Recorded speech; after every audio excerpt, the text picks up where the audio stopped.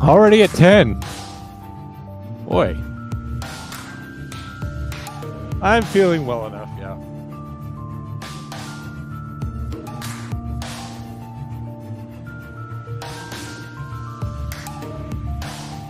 Just to clarify, today is not my birthday.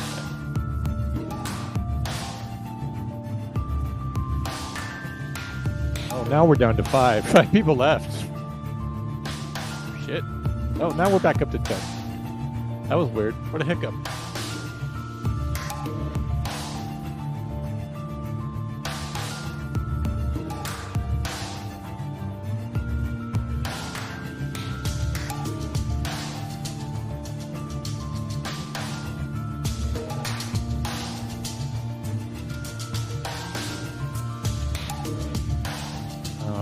Guys, we could just do the show. We don't have to wait for that whole song. That whole song's like 5 minutes long, isn't it?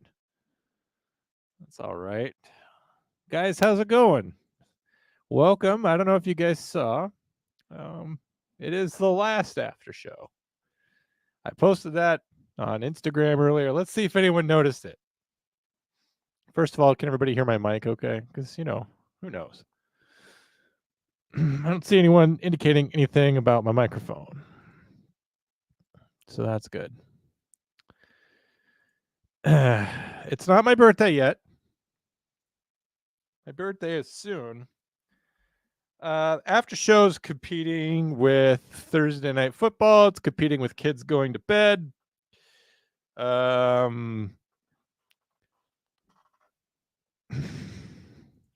You sound as good as Taylor Swift. Well, I don't know what to make of that. Once again, I do not know what to say. So yeah, we're competing with a lot around here. So I've noticed that viewership has kind of dropped off in recent weeks for the after show, and I get it. We started doing the after show really for no reason, because the show ended one night. I'm like, I'm going to go live for the fans, and kind of took off, and then it kind of plateaued, and then kind of petered out. So, it's probably it. Probably it for the old after show. Plus, people like Abby, she never comes to this. Tell me how that she shows up for the regular show. This show's right after that, but this show's start time is always just when the other show ends. So it's not like it's a fixed time. So she watches the other show because she likes Drew better than me, and then she beats it.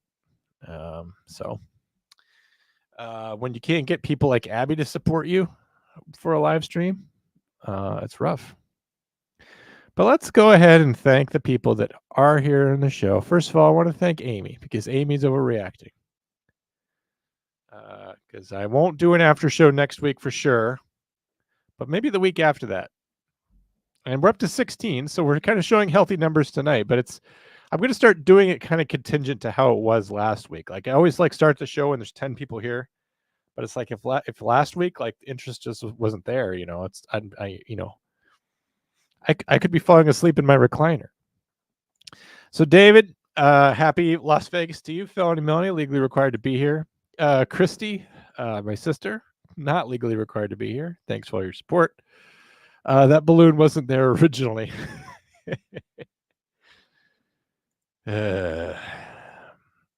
Amy's here. Tyler's here. Tyler and Tanner, my two Canadian brothers from other mothers. Tyler, always interesting. Chase here as well. Fireman. How does one YouTube? I don't know. As far as John's 5th year podcasting, I have not been podcasting for 5 years. I'm celebrating 5 years of podcasting because Abby is celebrating 4 years. And I feel like I'm celebrating 5 years because why not? So here's to me. 5 years going strong. Congratulations to me on my 5 years of podcasting. We have enough, yes. 18. We're high up there tonight. Lauren's here because Lauren wants to know if I'm actually going to live stream his live stream on this stream. I kind of implied that I would. I don't know if they're still live or not. It looks like they're still live. So we'll see. Looks like they're doing a thing over there. So what is Gear Goons? It's a other live stream. It looks like it just ended. No, it's still live. I'm going to try to figure this out. Ooh, I don't know how to do this. No, I could do it. Share screen. These guys, bring them on. Pull that up. Unmute this tab. And pull it up. So this is me live streaming someone else's live stream. What's up, guys? You can't even hear me because of the way technology works. The way with it looks like if you would just beat your kids in public again. Oh, exactly. It's the way that people are being raised and the society we live in and what they're allowing people to be taught and showing on TV that has made the world the fucked up place that it is. Using some salty language over there. Yes. But that's Ginger Fisher. That's Zach at the top there. Zach is a former correctional officer. Then we have Carly and Big Or K. public humiliation. If we bring back public humiliation, I tell you what, that shit works great at my job. Like, I know Columbine happened like in our generation or whatever the case we want to call it. But that was rare. But we all got our. I got my ass beat in public several times. Hey, Lauren. Yeah. Well, it's also the internet really just came to fruition. And we're live over at on John's stream. All right. Well, I'm kicking you out because you're talking over Carly. Bye, Carly. That's Carly, formerly of Comm Center. Well, no, because like when Columbine happened, it's when like the internet bullying just became a thing, and like it was going hard. And I feel like that should have been a lesson to maybe like come correct or don't come at all type of deal. Right. And stop fucking acting like that. Lauren, I'm sorry I got you kicked out. Maybe we would learn a thing or two to where you don't fucking shoot up a school, right? Yeah, I'm live streaming a live stream right now. Well, and it's just like we were talking about that because another school around here not long ago, there were shots fired because there was a fight and the kid pulled a gun. I'm like, you know how many fights I've been in my life and never once did I ever pull a gun? I was gonna say, what happened to good old fist fighting? This this channel doesn't seem to be monetized. If I had to guess, rely on a weapon. So I didn't grow up around guns like a lot of kids do. Do you guys want me to keep broadcasting that or not?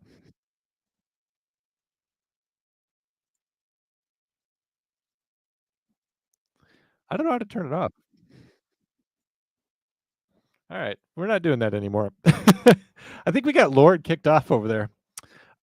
So what the hell was that about? I don't know. It's the show that everyone is watching instead of me right now. There's Faulknerator's watching that show. Lauren was watching that show. Carly was watching that show. And so that's kind of my competition, I guess. And I asked them if I could live stream them, and they said yes. But I would say that in terms of its entertainment, I would say it was a resounding failure because they're talking about Columbine or something. I don't know. So I'll just do my own thing. All right. Is John feeling well enough to have you? I'm here. All right. So Lauren, sorry if I got you kicked off of your own podcast. I apologize. I think maybe I have used up all of my welcome over there. I'm not sure. But definitely, if you get bored with this, go over to Gear Goons. They're nice people over there. Blast it. I'm on my computer and still didn't start when it went live. Drew says happy birthday. All right. Catching up with all of you guys. Okay. Thank you. Again, this is not my birthday. My birthday is next Thursday. So next Thursday, I will probably be watching the Cowboys and the Giants and possibly doing birthday things. That picture that's the thumbnail for this episode, that is actually me. I know what you're thinking. It doesn't look like me. I used to have blonde hair, and there was a time before the weight of the world crushed my spirit. So that's what I looked like back then. We were up around 22, and now we're down around 17. So I guess people really didn't like it when I live streamed someone else's live stream. I guess that was confusing. Maybe it undid the internet a little bit. After show is a very important part of my life. I need it. Well, Marine's Blood, I still got the Monday morning show. So there's that. I'm going to go ahead and stop sharing that all together. I did come across, if you guys are interested at all, Court TV had about an hour ago had a video drop of Sarah Boone saying she was going to plead self-defense in this case. If we are going to talk about anything going on with the comm center, how could it be self-defense when Hannah Payne, who, by the way, was charged and convicted of first-degree murder, Hannah Payne got first-degree murder, Sarah Boone got second-degree. Sarah Boone literally zipped up a man inside his suitcase and videotaped him dying. She got second-degree. Hannah Payne responded to a scene, went after a fellow, and then approached his vehicle and asked him to return to the scene of an accident. She was pulled inside a vehicle, and she got first-degree murder for that. So just to clarify, Hannah Payne got first degree, and Sarah Boone got second degree. If that doesn't indicate to you that the world's a very fucked up place, I don't know what does. I have neither children nor do I care about football. No competition. Okay. Well, I appreciate that, Amy. I'm glad that because your life has neither of these things going on, that somehow I rise to the top. Lawrence says he loves the after show. I just don't compare to those Gear Goons guys, though. They're definitely fun guys. Marine's Blood says, I have kids, but they're usually in bed while I'm at work, so no problem on my end.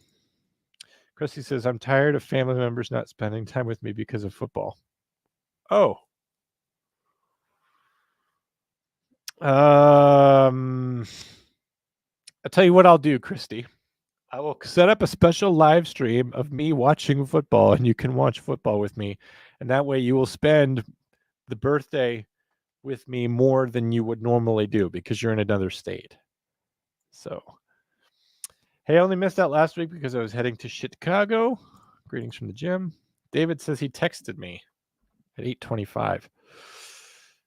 What's the message? He sent me an image. The image is of Emmitt Smith's jersey. It's been signed. Hall of Fame 2010. It's got some pictures. Very cool. Thank you, David. It looks like that's for sale. If you have any sense of taste at all, you'll buy it. I'm sometimes called Jim. All right. What a weird show. John, multitasking here, watching football and the after show. Who's playing football tonight, Kara? Is it somebody good? You don't have to watch me. I can't compete with football, guys. It's all right. YouTube algorithm going to work its magic and pull in 5,000 viewers. Yeah. Well, the thing is, they have fewer subscribers than I do. So, I don't know. All right. Felony Money wants to know, what the fuck is this? Tanner loved it. John live over Gear Goons live. Yeah, that's what happened. I'll never do it again. I don't think they like that. They said yes, but I don't think they meant it. I kept getting kicked out of the live. Lauren, should I send you a link? Do you want to just be live with me tonight? If they don't want you, I'll take you, man. Why not? They can actually just go to the Gear Goods channel. Yes. Drew, I mostly just wanted to see if it was possible. All right. We know it's possible. Oh, thanks for the super sticker. I wish I knew what the difference between a super sticker and a super chat was. What's the difference, guys? Caught me for life. They were getting spicy, yes. I have no interest in watching them. All right. Great people. We will never, ever see them again. It's the end of them. Next Thursday, John turns 29. Guys, I'm turning 40. I'm turning 40, and I have a week left in my 30s. not gonna lie, it's kind of bugging me. I made a weird choice today too for how I would spend the afternoon. You see, I've got a very, very old kind of classic vehicle. It's my old Dodge Dakota. Um, I've had it for maybe 5 or 6 years. It's a 1993. But it just sits there because it's kind of been replaced in terms of what I need it to do in terms of vehicle. I've got a 2014 Ram, which is from this century at least. And it's just this little pickup. It doesn't do me much good. The insurance on it, I'm paying $10 a month or whatever. And I've got to buy license plates on it every year, which is really not much of anything. But it's it's getting very old, right? It's kind of outlived its usefulness. Its better days are behind it. It's not loved by very many people. And so I was going through it today because unless I call it off, they're going to come and scrap it tomorrow. Here's a picture I took of it today. You can see that it's just a very glorious vehicle. Yes, obviously I'm taking the picture into the sun, but I put 7 miles on it today, just drove it around town. The main reason I love it is because it's a small truck, stick shift. And I was listening to Spotify on my headphones as I was driving around. And you ever have that moment where something on Spotify just weirdly like becomes your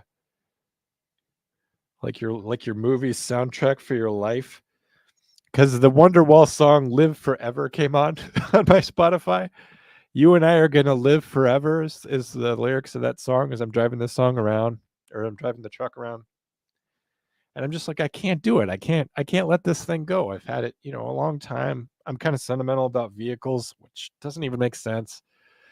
And I'm just like, I'm the only one that likes this truck. It's all busted to hell. The windshield's not even intact. It doesn't have a rear view mirror. The air conditioning works just fine. It does have a power steering fluid leak. It also like leaks when you pour in gasoline. So like the gas tank itself doesn't leak, but like the hose that goes from outside into the gas tank leaks. So when you go to the gas pump, you actually have to put another gas can underneath with a funnel to catch the extra gas because gas is precious. It's so expensive. I don't care about the environment. I don't care if gasoline spills in terms of what it does to the environment, but it's a little bit of an operation to kind of get it refueled. Also, the fuel gauge on it doesn't work. So I just refuel it every 300 miles. And my dog's getting older too. So before the show, I decided I was going to go grab some tacos. I take Dana with me.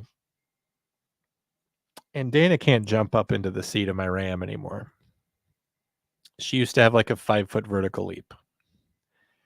And so my dog's getting older.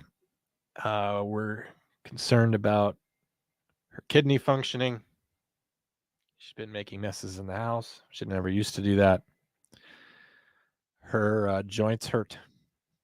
When I came home and let her come upstairs to go outside, she walked very slowly. It's hard to see a dog in pain. It's hard to see a truck in pain. And I kind of took a weird 911 call today.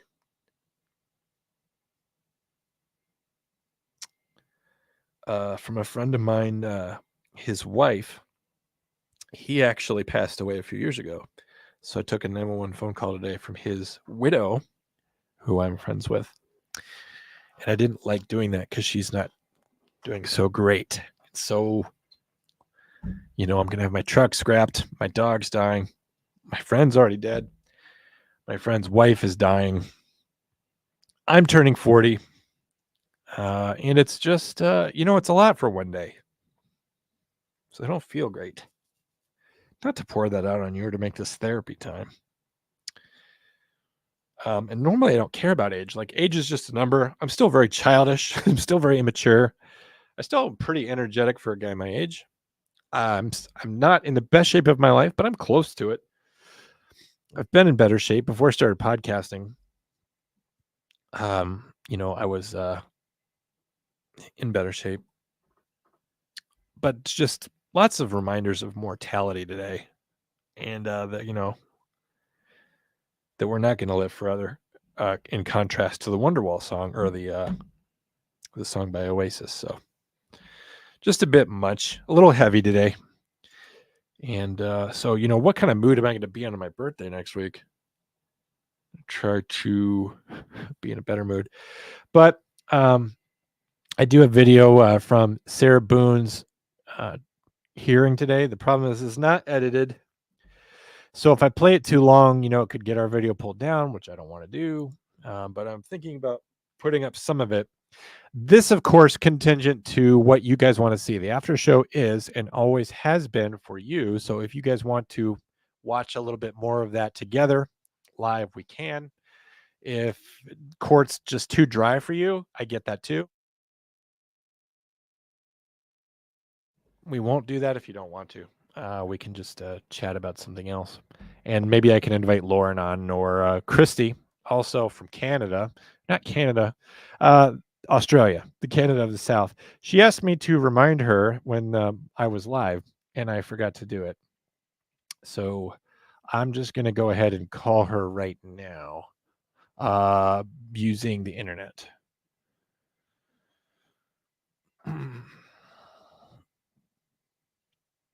We'll see how this works. I've never done this exact thing before.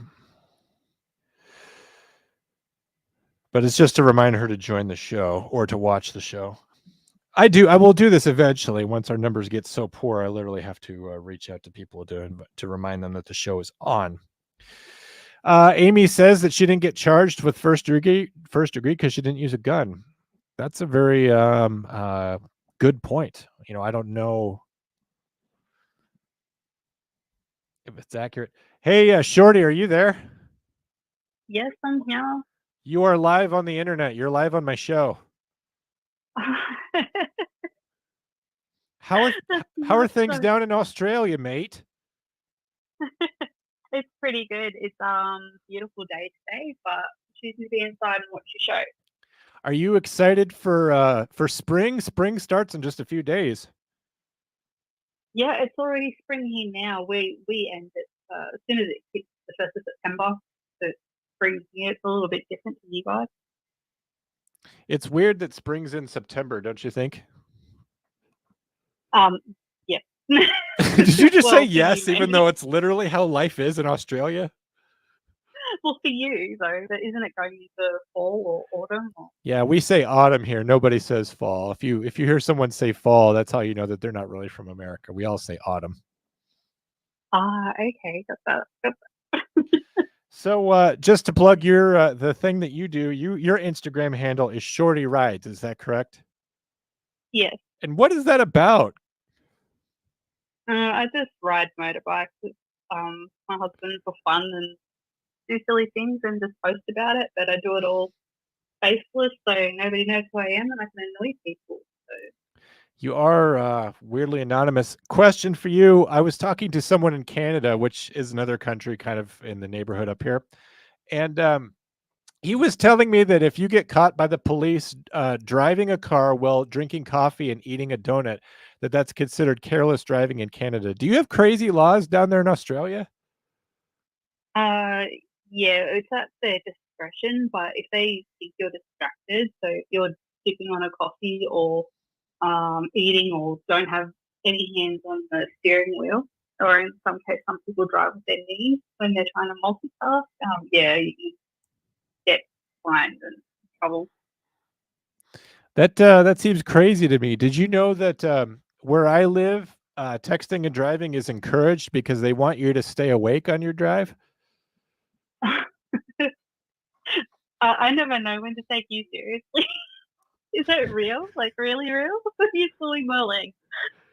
What does it matter? I mean, you're entertained, right? Yeah, 100%, always. So what else is? Sorry. No, I don't mean to interrupt you. There's a little bit of a lag. So, I mean, I am a little bit rude, but also there's a little bit of a lag because I'm talking to you on the other side of the planet. What time is it there and what day is it? It's 11:45 a.m. and it's Friday. Oh my gosh, it's Friday there. Has anything cool happened since you're in the future? Anything that you want to warn us about? Like if like something bad happened and then you know about it because it's Friday morning, you could hypothetically tell me and then I could stop it from happening, right? I know, right? Makes so much sense. I mean, why didn't we warn more people about, 9/11? And Yeah, I was going to bring up 9/11 specifically that you guys knew about it apparently like, 12 hours in advance. It didn't say anything. I know, it's slack, really slack. Well, we forgive you. Obviously, that was a long time ago. It was more than 12 hours ago, so we can't do anything about it now. Oh, that's right. Too late. So Uh, are you guys really? Sorry. no, go ahead. So, do you guys get in trouble for driving using your mobile phones, or No, no? it's not illegal where I live. It is like it's so bad here. Like, I mean, I don't use my phone anyway when I'm driving, but we've got cameras set up all around the place that look. So when you're driving, you can see into your car and see if you're on your phone or if you're not wearing a seatbelt. And the other rule is the phone cannot be touching your body, even if it's switched off. And if you get pulled over and your phone's sitting on your leg, you can still get like 5 cents or something and $800 fine or something along those. That sounds ridiculous to me. That sounds like government overreach. We don't have cameras where I live. I will tell you that I was just in Drewstown. It's in a land called Florida, which is kind of like the Australia of the United States. And they had cameras everywhere that would take pictures of my license plate. And I racked up over $60 in tolls, which, I don't know how to tell you how much that is in Australian dollars, but it's not a small amount. I racked up $60 just driving on the road in Florida. Like just driving around there costs money. Like they're like the audacity that you would use a road that taxpayers paid for. You have to pay for that. It's the same here. Like, I live in Sydney, so it's one of the bigger cities, but like I'm out in the suburbs, but same thing here. Like, I prefer to go out bush when I go for a ride, like out in the country. Because driving anywhere around Sydney, there's just tolls, and it costs a fortune. My old job, it used to cost me, I think it was $200 a fortnight just to go to work and back. I don't know how much $200 is, and I don't know what a fortnight is, but it sounds like you're kind of oppressed.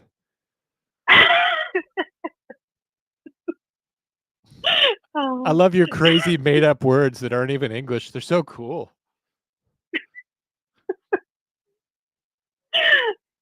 No worries, mate. No worries. I'm just kidding. I know that a fortnight is 2 weeks. I actually thought of you the other day because I was eating at Outback Steakhouse, and I thought about like taking pictures and sending it to you so you could like judge Americans on how awfully we appropriate Australian culture. You should. Sorry. But I didn't because I know you've been having kind of a rough week. So I'm like, you know what? Maybe she just would like it if I left her alone instead of messing with her. So I didn't do that. But what I would like to do is, I know that at Outback Steakhouse, which is it's like a restaurant here where they serve you meat, that if I can pull off a perfect Australian accent, that I can actually get a discount on the bill. So I would like it if you and I like maybe did like online tutoring sessions so you could get me like the perfect Sydney accent. Is that something you think that you'd be interested in? Or please don't say no. What is that? I just heard as no. Everyone is no. No. I'm sorry. I'm not teasing you. You know what's funny is that Shorty Rides actually always tells me how much she likes my accent. And interestingly, I actually like her accent. I think that the way that genuine Australians, I think the way that you sound is very cool. So on behalf of the United States, first and only country to the moon, I wanted to congratulate you on your accent. Look, I honestly, I'll say thank you, but it's awful. It's why I'm listening to you guys. You have a great accent to listen to. It is so hard for me to listen to any Aussie podcast stuff. It's really annoying. Well, we both agree that we hate those filthy Brits. That's what's important. Yeah, 100%. Well, I appreciate you answering the phone. Obviously, it's the middle of the day, so I assume you have to go eat some Vegemite for lunch or something, and then jump on the back of a kangaroo and go to your job, whatever that would be. So, sorry, Yeah. sorry about those terrible slurs. What are the stereotypes of Americans? I assume that we're all fat, and that what else? Okay. So common, yeah, that most people are fat, but I know that's not true. Oh no, we are Most people- grotesquely. There are many of us that are overweight. We should be ashamed. I'm a little pudgy, so I could say that. But what else is the common thing that Australians say about us? Like we say obviously that you like to box kangaroos and eat Vegemite. I mean, but like what is it that's like commonly known about Americans? I would like to either bust or confirm those myths. Okay. Your gun toasting, bald eagle riding, America. Like, Yeah, nope. All that's pretty much true. When I got my driver's license in the state that I live in, they actually gave me a free gun. So, I mean, it's pretty much true.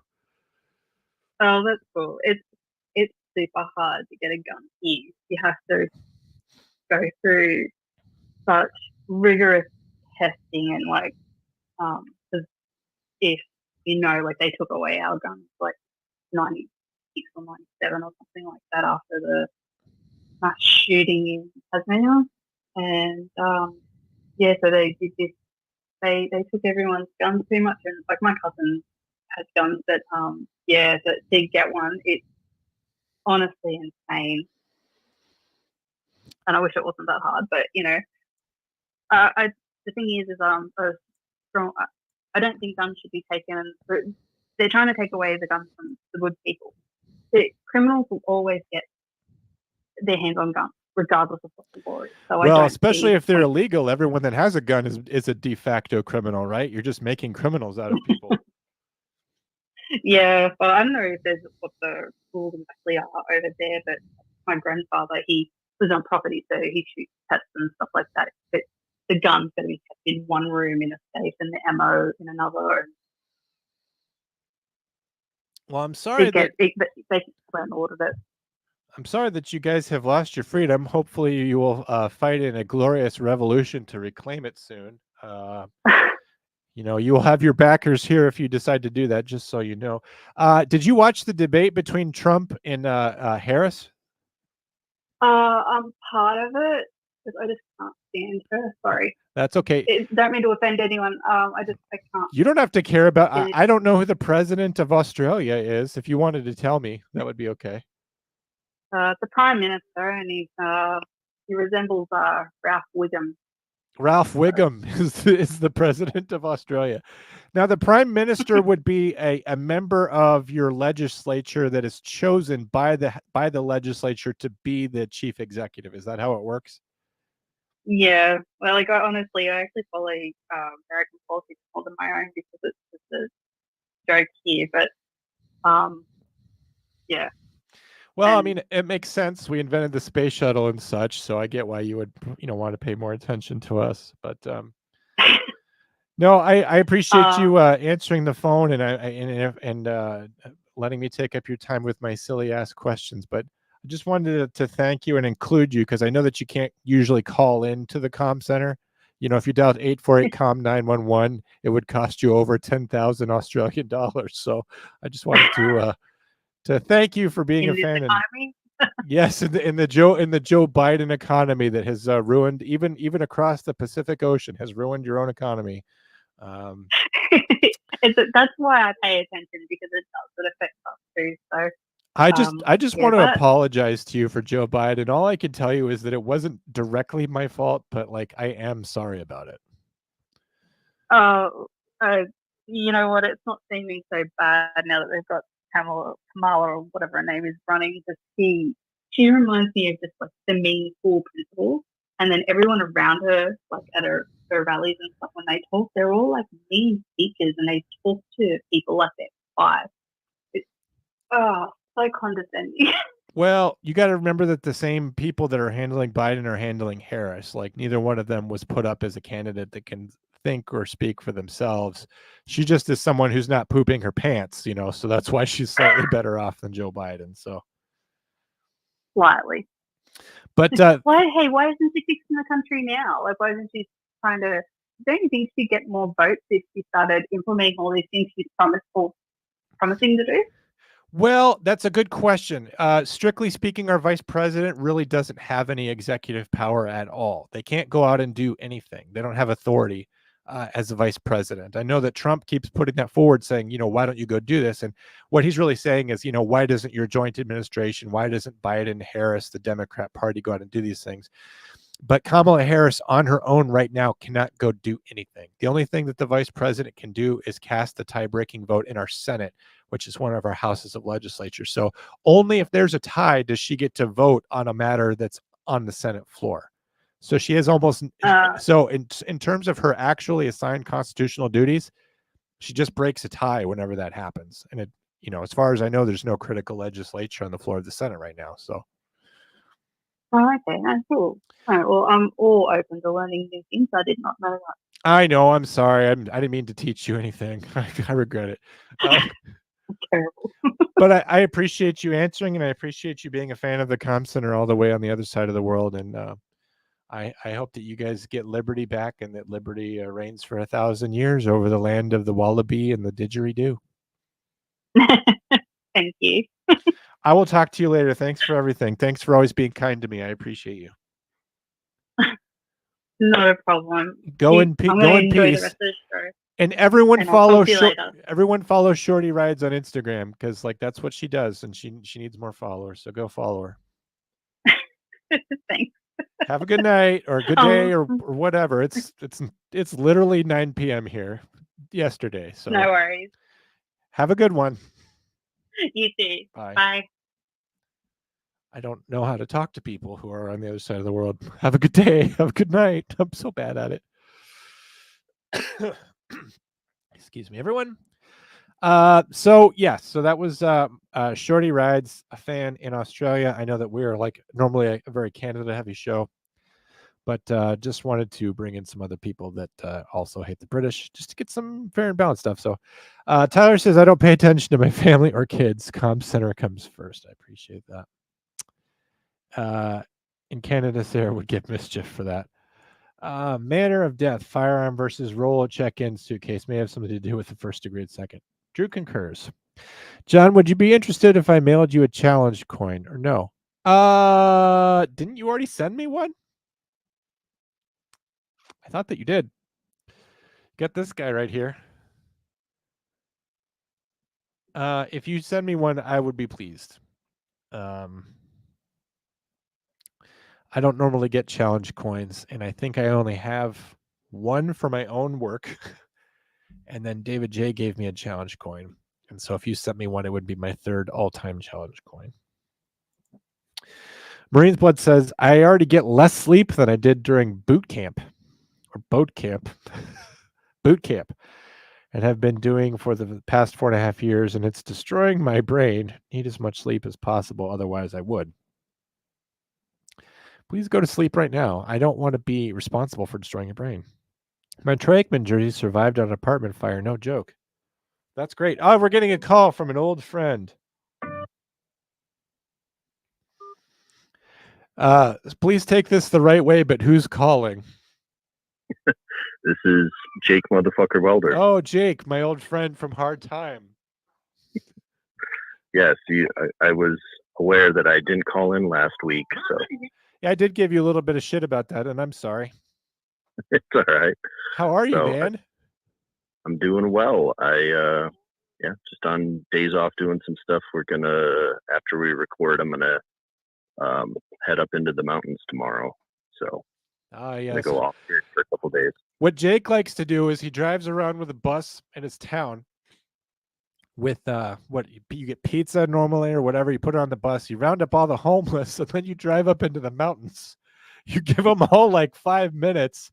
He's sitting there in the driver's seat, racking a slide on a weapon and telling them all that they all get a head start. And then he and his children just have a fantastic weekend. clearing out the mountains of homeless people. Yes, we take them through Donner Pass, and whoever makes it out alive, we'll see. They get a prize, which is like a sandwich or something, and a chance to compete for next week. There's a lot of homeless people migrating down from the mountains now because it's starting to get cold, so they're going to move into like the low desert. There's like this mass migration of homeless people that come through. So that's exciting if true. I have no way of knowing. What time are we recording tomorrow? And use Eastern time just to complicate it. Oh shit, Eastern time. Yeah. Just text me. Actually, don't say it on the air because like I won't remember. Number one, and I'll get it wrong because we have a habit of doing that. Even recently, with a recent episode, you were like, "Hey, just so you know, we're going to do it at this time," and then you were telling me what time it was. I'm like, "No, that's 2 hours off." So we just can't figure it out. And then Abby keeps like guilting me about coming back on the show, and she keeps not doing it. So, did you want to give a preview to the people on the after show for what they might catch on Hard Time tomorrow? Yeah, I sent you that link. Actually, Silamander sent me a story of it's Gainesville State.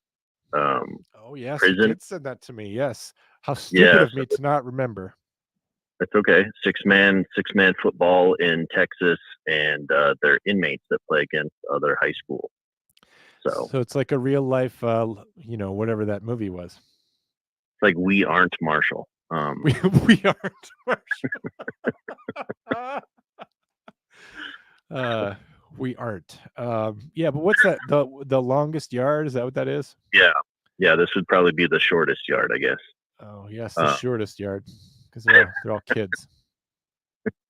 When I watched that episode, we could do like a watch and just like comment as it goes along, or I have a couple articles on the place, so we'll see how we flesh out the episode. But watching that video, man, it's pretty rough. Their field, it kind of looks like the one in the longest yard. Like they just go through with a weed whacker and knock it down to about 6 inches, and that's what they play football on. So. Oh boy, but it's Texas though, so.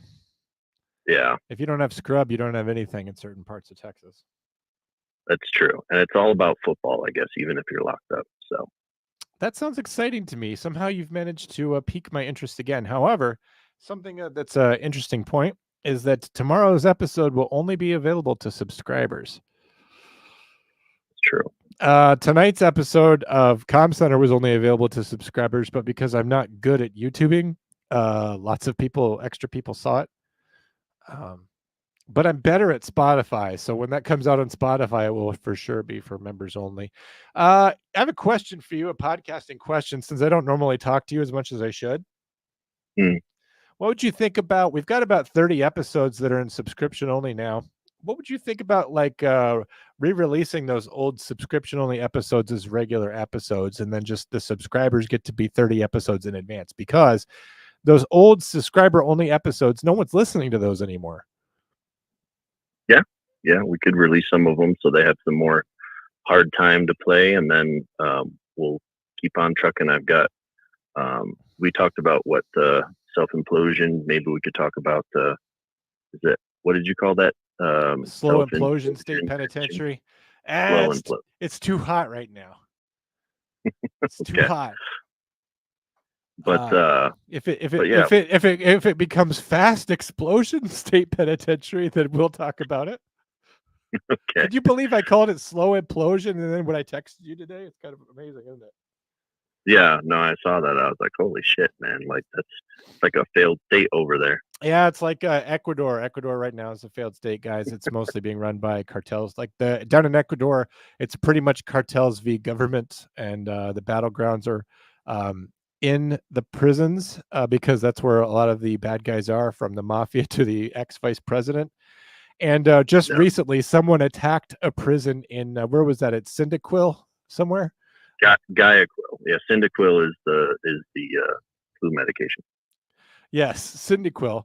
But anyway, so a drone attacked a prison, and so the drone was carrying a bomb, and the drone collided with the prison, And the prison put out a press release saying, hey, someone tried to blow up the prison. Instead, we captured the drone. We safely detonated it so no one would be hurt.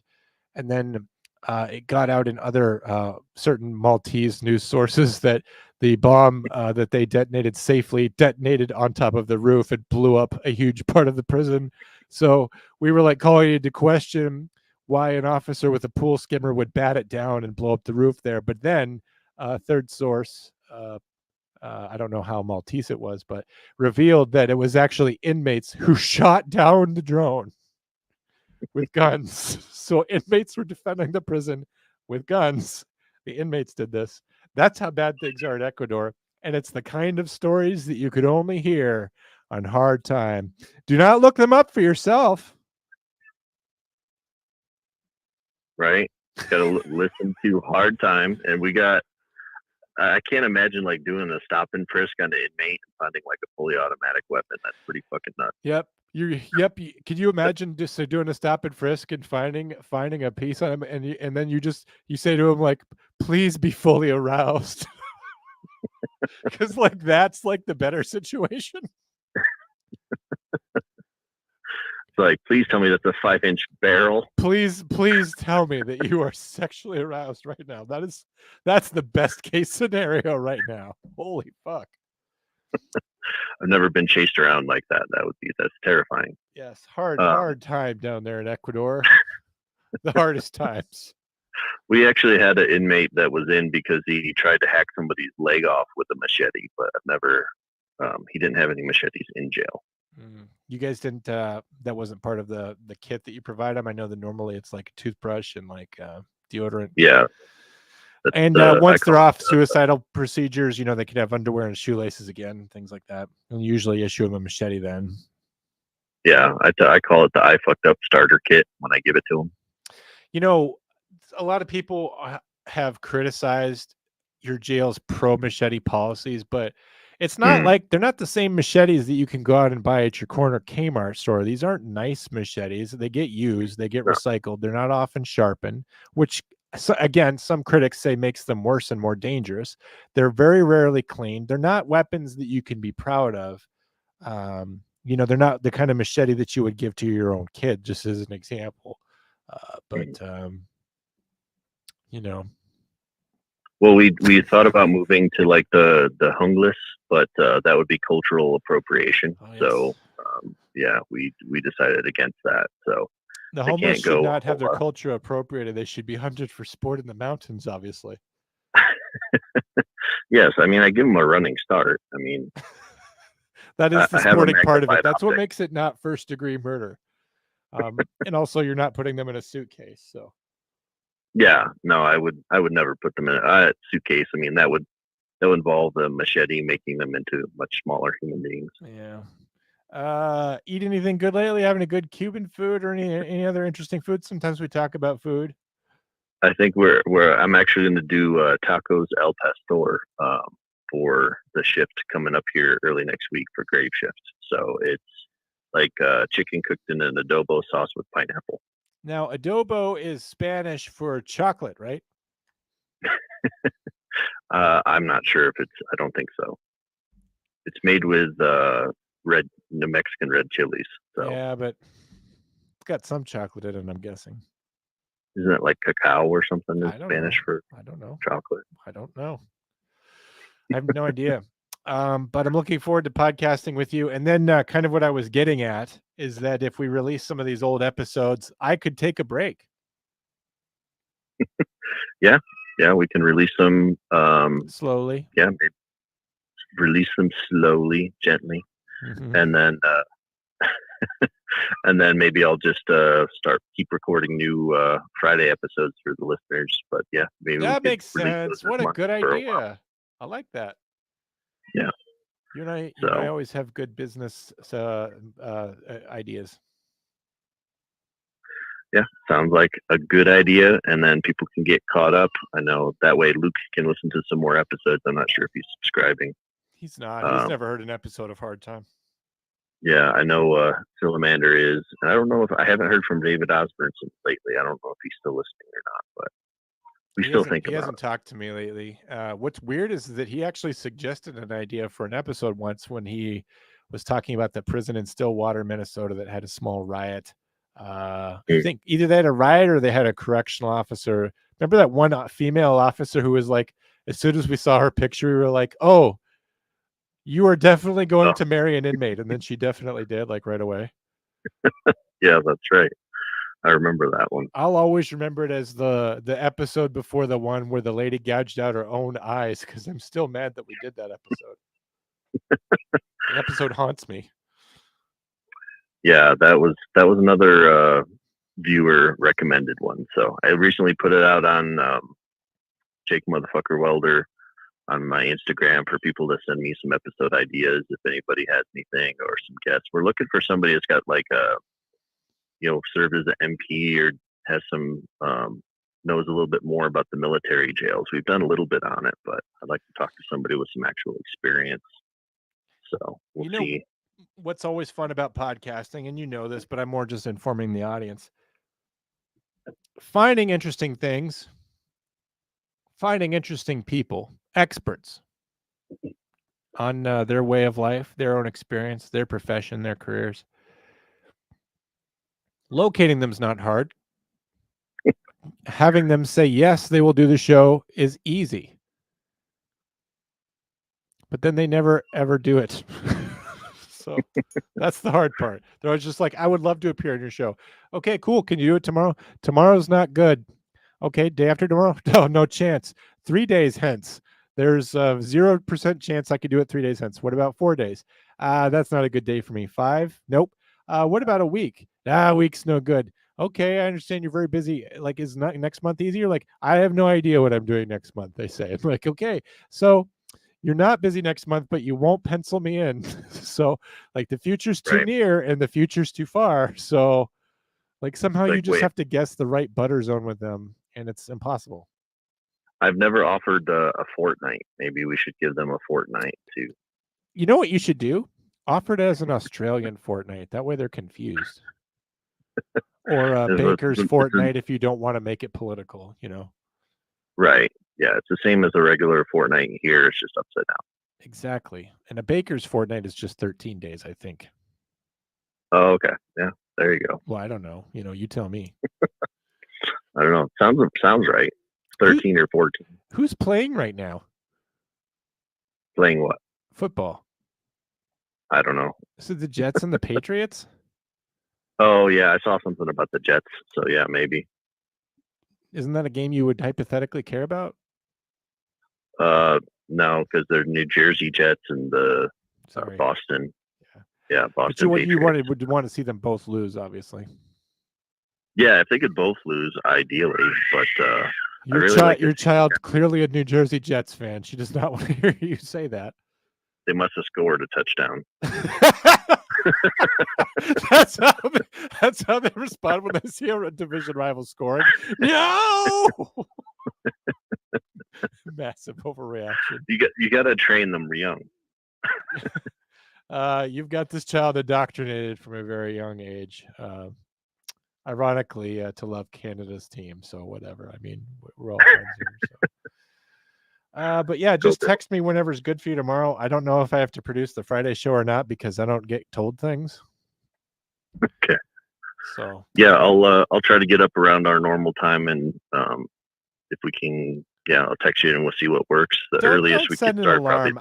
I'll be here in my office all day. So okay, and then that'll work out, and then we'll pack up. We'll head for parts unknown. Take the Familia up to the mountains where I don't have any signal. So I'll have to listen to all your podcasts and stuff after we get back. Because you guys think that he's joking, but I think he's actually a fan of mine because he has a weird intimate knowledge from me that could only be deduced from listening to every single thing that I've ever said. So yeah, I like doing the creepy callbacks, and you're like, God damn it, I said that 2 weeks ago on a different network. I wish I remembered when I said things, but I forget because I'm constantly sundowning. So you're like making reference to like the bills that I pay and my schedule, and it's just like, are you here? I don't know. That's what it feels like. So it's upsetting.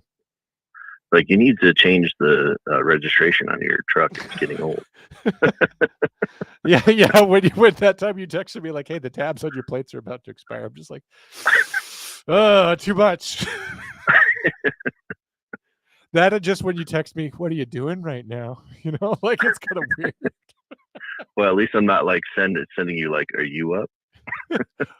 What's that thing that people said to each other? WYD, what you doing or whatever. Yeah. Good ponderings. I'll send that to you tomorrow morning. Yes, what you doing? Yep.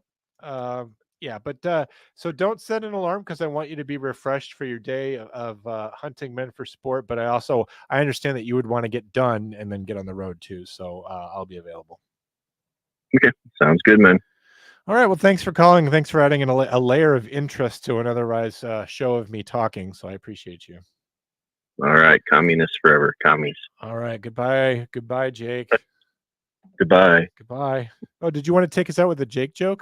Oh, he hung up. Well, it's just as well. I wouldn't have understood it. All right. Lauren's going to the store because I got him thrown out of his other show. Tanner, let's all join in. Lauren, Tyler, me, Drew, Felony. Come on, let's all get on here. I would invite you on the show. I don't care. Did you guys want to be on the show?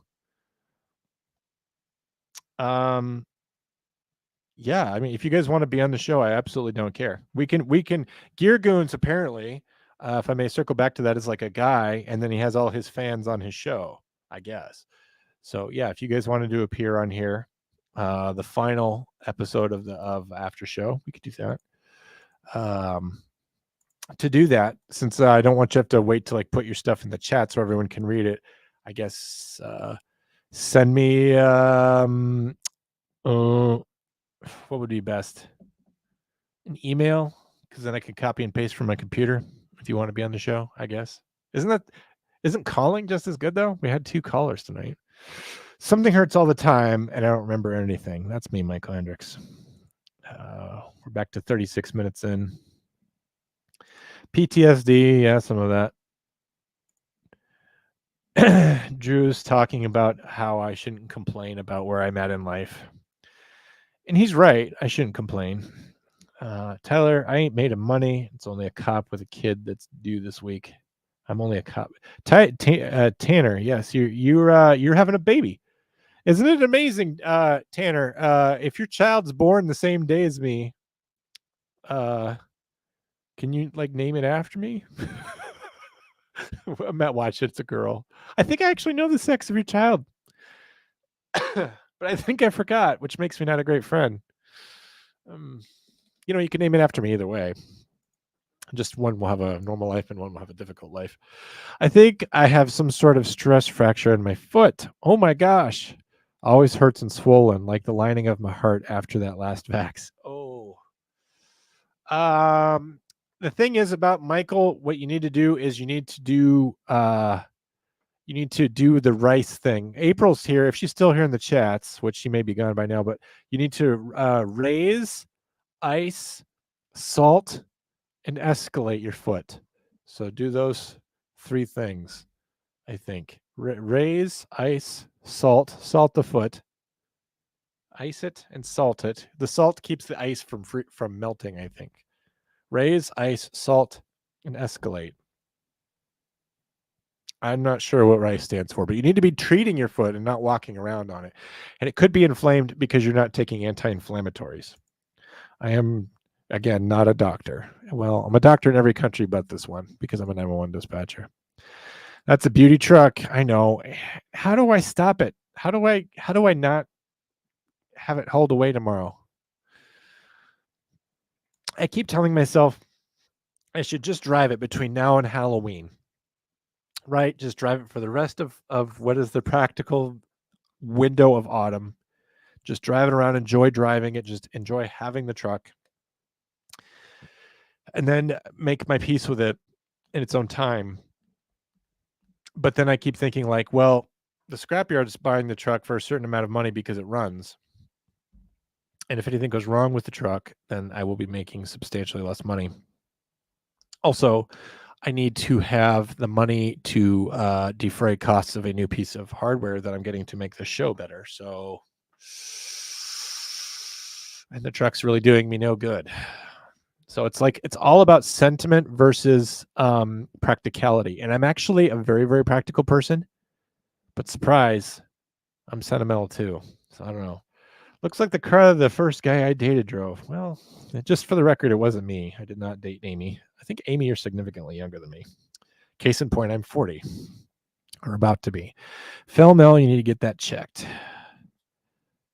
Who is it that's a broken foot? I thought that Michael did. Whose foot is broken? Yeah, it's Michael Hendricks' foot.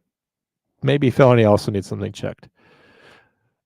Boy, I'm way long time ago because this is still about Dana. So, hells yeah, it helped. I hit 16 years a few weeks ago. Congratulations, Drew. I am very proud of you overcoming a terrible thing and reshaping your life and figuring your shit out.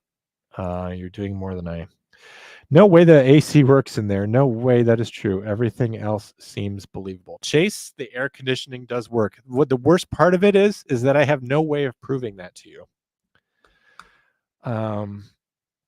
Because I can't like do a video and say, oh, it's cold. I could just tell you that the air conditioning does work. I turned it on today.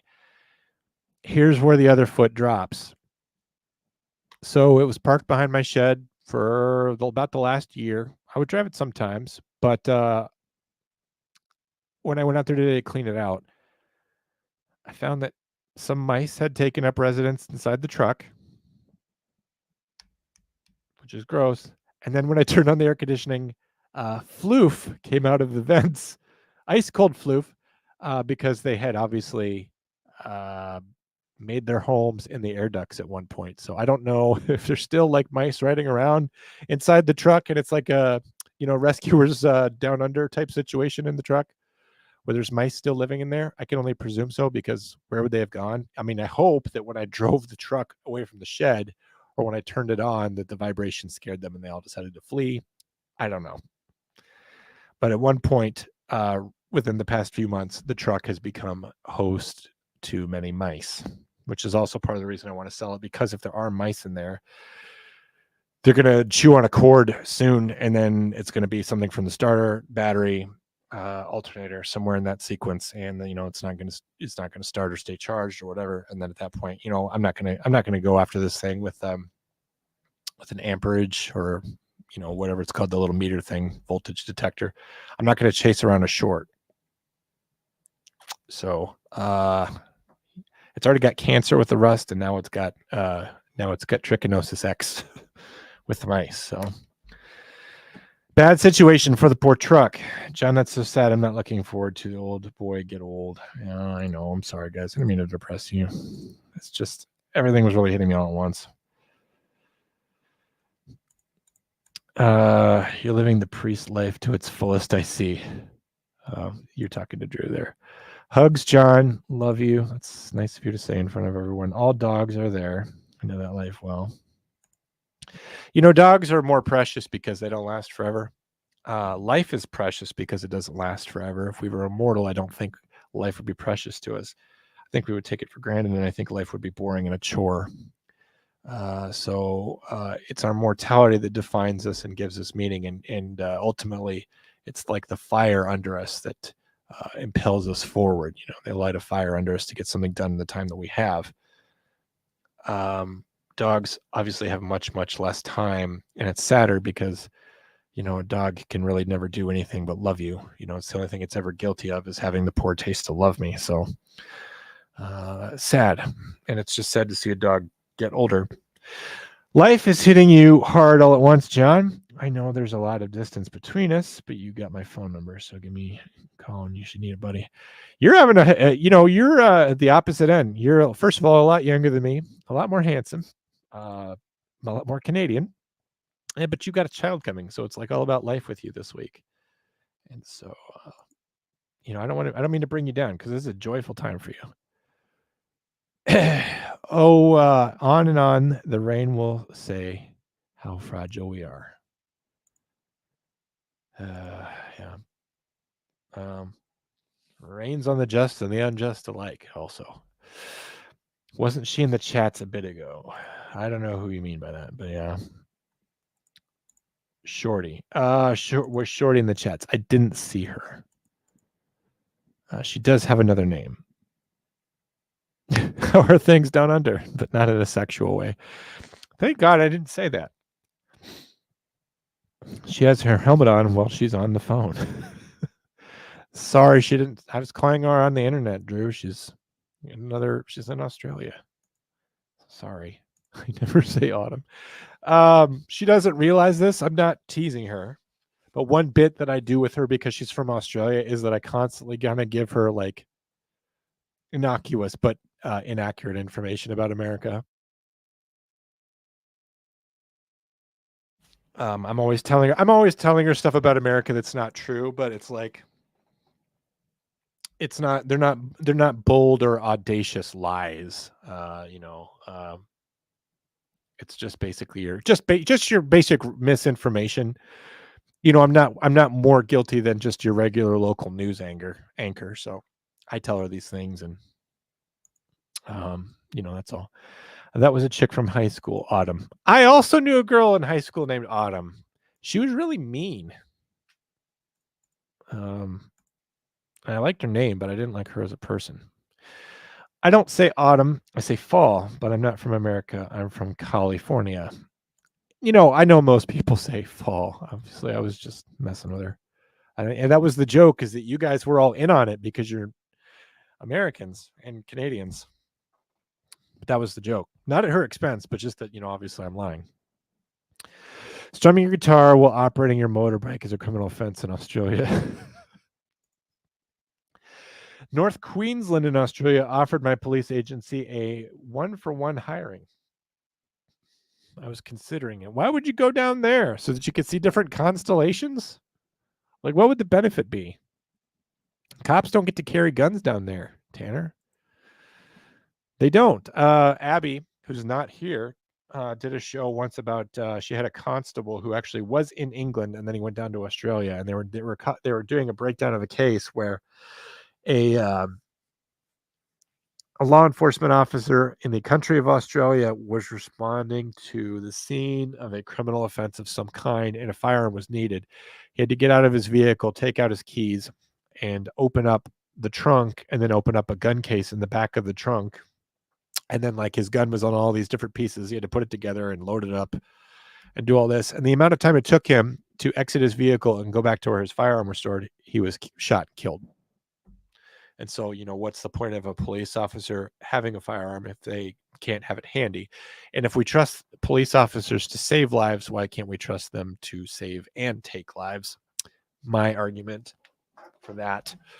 But I don't get to decide things in Australia yet. Michael Hendricks, thank you. I will take your sympathy. What is Amy getting sympathy for? What did Amy... Oh, about you being from California. Yes, offense with a C. Joseph Wooten's here. John, you look great for 55. Just Joseph, good to see you in the chats. I'm not sure that you've ever been here before. Maybe you have. Maybe once or twice. Tyler, your pager cured my jock itch. Boy, I really miss out on some great stuff while I'm busy, huh? I've called the hood doctor just here to serve, Michael. Okay, you guys are doing your own thing. $60 in God's money equals 88 Australian dollars.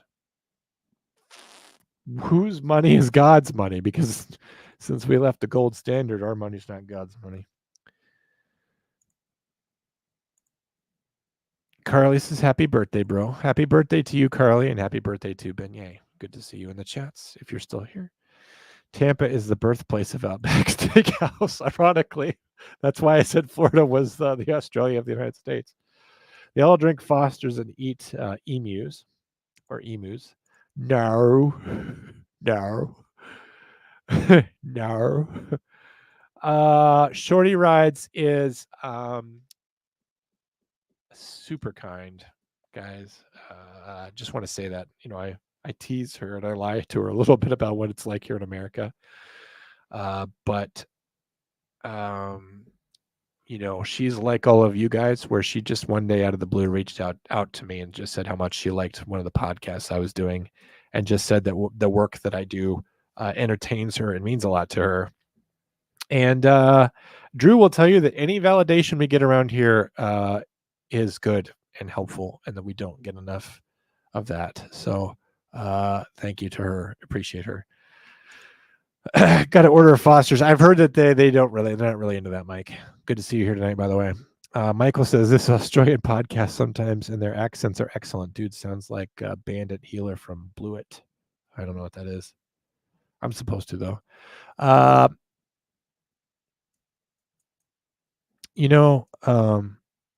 They do have great accents, but they really like ours for some reason. I don't know why. It's just a mutual infatuation thing.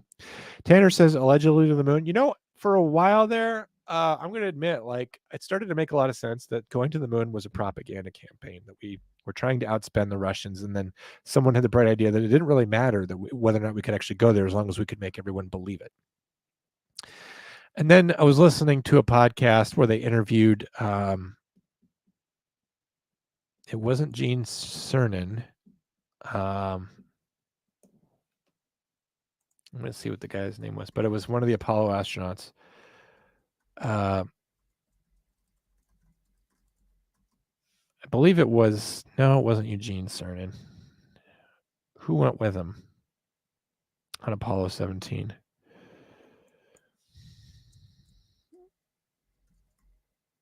I just want to get it right.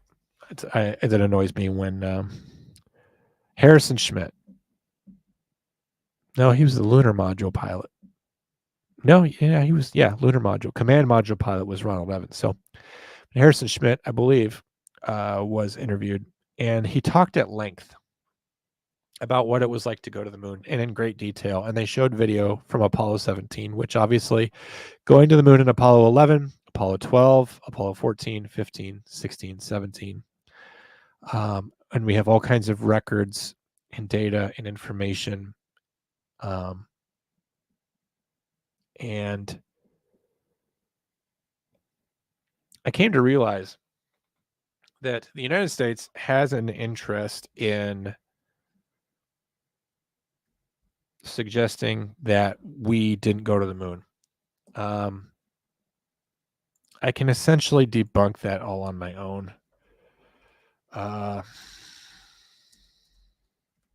There's a guy that worked, I believe, for the FBI. I'm trying to think of his name.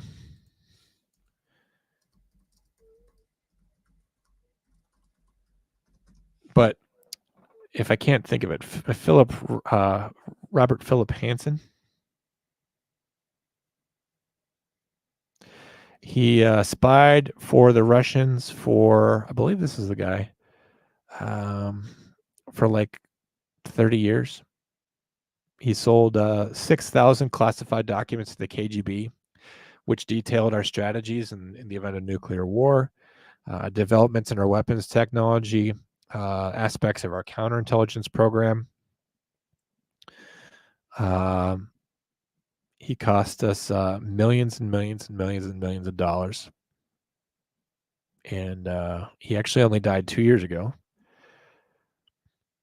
But so here's the thing. So we got this guy, Robert Philip Hansen, who spied for the Soviet Union from 1979 all the way up till 2001. So even after Russia had dissolved and become, after Soviet Union had dissolved and become Russia, Robert Hansen is still spying for him. He's the worst intelligence disaster in U.S. history. So let me ask you this question.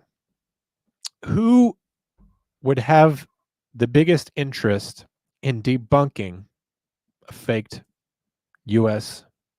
moon landing? The Russians would. The Soviet Union would. The Russians would today. If they could come out with information that clearly and definitively debunked that the United States had ever landed on the moon, not only would they make us out to be liars, frauds, a laughingstock, but it would seriously damage our credibility around the world. And it would essentially make, the space race open again, which, the real thing about the space race was actually putting weapons into space. If we could go to the moon, that meant that we own space. We could put missiles up that could blow up anywhere in Russia. the intercontinental ballistic missile was really the idea. You had a missile that could be launched, from here and land over here. But eventually it got to the point where we just had Sputnik in orbit. Sputnik was just a little basketball that beeped, but Sputnik could just as well be a nuclear weapon. So you had this idea that Sputnik was always in orbit and could crash and land on us and send nuclear fury anytime the Russians wanted, was really what that was about. And so, who was going to dominate space? Who would have military supremacy in space? By going to the moon, you prove you have military supremacy. And at this point, obviously the Russians have a certain amount of capability. So do the Chinese and so do the Americans. But anyway, I go on to say about this Robert Hansen guy is that he spied for the Russians and the Soviet Union from 1979 to 2001. There was a time where our national defenses were compromised so badly that the Soviet Union had real-time information on the location of all of our nuclear ballistic missile submarines. So at one point, we're fighting the Soviet Union. Our strategy for nuclear supremacy against the Soviets is these submarines under the water that can launch ICBMs. Because of this Robert Hansen guy who worked for the FBI and spied for Russia from 1979 to 2001, the Soviet Union had real-time information on where our greatest military assets were located. That's how bad our intelligence breach was, is that we didn't have secret missile bases all over the earth. That's the point of putting them on a submarine, so that the Russians don't know where they are. The Russians knew. So that's how bad of a breach that we had because of this Robert Hansen guy. So let me ask you this. With that in mind, knowing that our military intelligence breaches have been so bad that the Russians knew the real-time locations of our ballistic missile submarine fleet, and in all the years since 1969, it's been now 50 plus years, the program's been dismantled.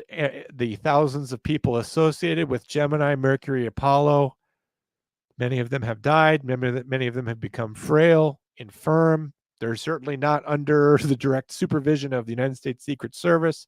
They're just employees living out in Florida and all over the country and all over the world. You're going to tell me that since 1969, and in light of these breaches, and with the Soviet Union still having everything to gain by debunking a United States landing on the moon, you're going to tell me that with all that, we didn't go to the moon? 50 plus years, our intelligence has been breached to the point where we're not secure as a country, but the Russians still can't debunk our going to the moon. Not only that, but like when you listen to the people who've been there and they talk about what it took and everything that had to do with Apollo,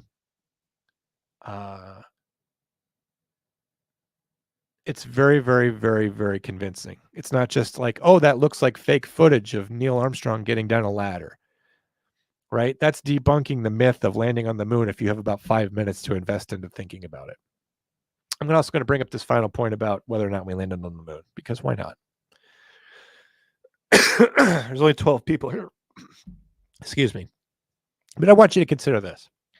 Aside from the Russians, who would want to destroy or bust the myth of the United States landing on the moon?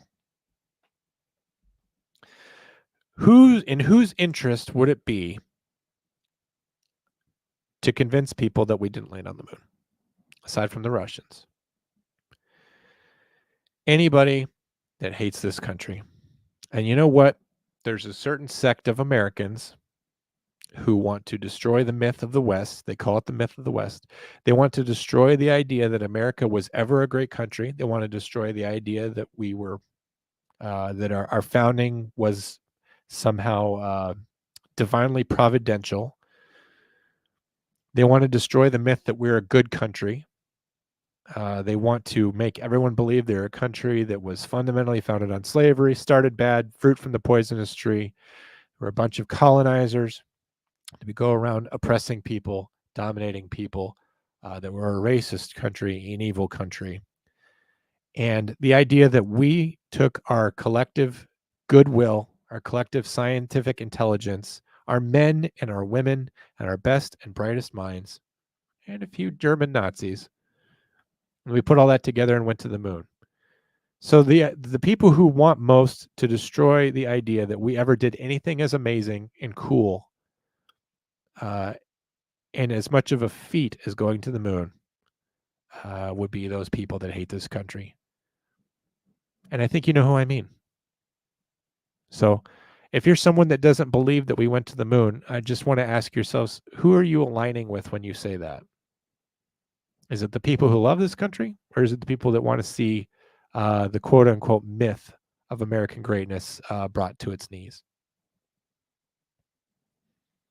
I don't want to get too political, but maybe I'll save it for Monday.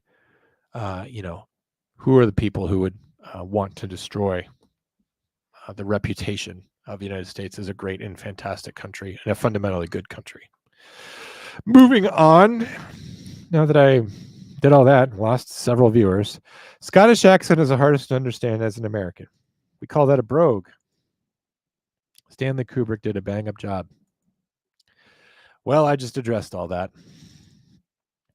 I was the fattest person in Europe when I was there. She'd love a steak. I'd love a steak too. Amy says, best part of the Aussies is free use of see you next Tuesday. I don't like that word. You guys, I don't care if you guys use it, but I don't say it. Some things are just too filthy. I don't say it. My cousins are Scots. You definitely need to follow from the beginning. I want to feel skinny. I'll go to America. Yeah, I'm sorry, guys. We are kind of big. It's true. When I was recently in the airport, both in Orlando and in Denver, I was seeing people from all over the country kind of mixing together. And number one, it took away a lot of my hope. Number two, I got to see that a lot of us really are fat, particularly compared to what we used to be when I was a kid. When I was a kid, I was an outlier. Like I was a chubby kid and I got called fat. Now it's like everywhere you look, everybody's a fat person. And I'm fat too, so I'm not shaming anyone, although whatever, like Carly said earlier on the other show, maybe you could bring back shame. Might help reintegrate people into healthier behavior, like not being so overweight. What else was I going to say? Oh, I think when I was in the airport in Orlando, I think I figured out something. I discovered a fundamental truth about my life, and I think about all of your lives. And there's only 11 people still here, so maybe I'll still share this fundamental truth. Do you guys remember when Halloween was cool? I don't know about you, but when I was a youngster, Halloween was the balls with a Z. It was awesome. And I know some of that is like looking back through retrospect. Some of it is just like enjoying childhood and time of innocence, being carefree, the candy. But even in my family, which wasn't so good of a family, we enjoyed Halloween. And now Halloween's not much of a thing. Like in my small town, and even in the town I used to live in last year, it was a bigger town, a mid-sized American city. Halloween was not a big deal. We would get like one group of kids, like 6 kids would come by between sundown and 9 p.m. or whatever you want to draw the line at. And it's just like, well, that's it. Nobody's here. And then we're like, well, maybe we're on a bad street, or maybe we need to put up more lights or somehow advertise that this is the place to be. And we never got anything. And then so moved to a small town, and I'm like, well, I'm sure Halloween's a bigger thing in a small town, right? There's more of a sense of community here. To say that my my community, the town that I live in, is not exactly avant-garde. It's not on the cutting edge of societal evolution. Things are more traditional here. You think Halloween would be a big deal? Not really. We got more kids than when the bigger city, but still not a lot of kids. And I think I realized something being in the Orlando airport, why that is. When we were kids in the 80s and 90s and doing Halloween, the freak show aspect of it, dressing up, being weird, doing things for attention, being outlandish, that was something you did one day per year.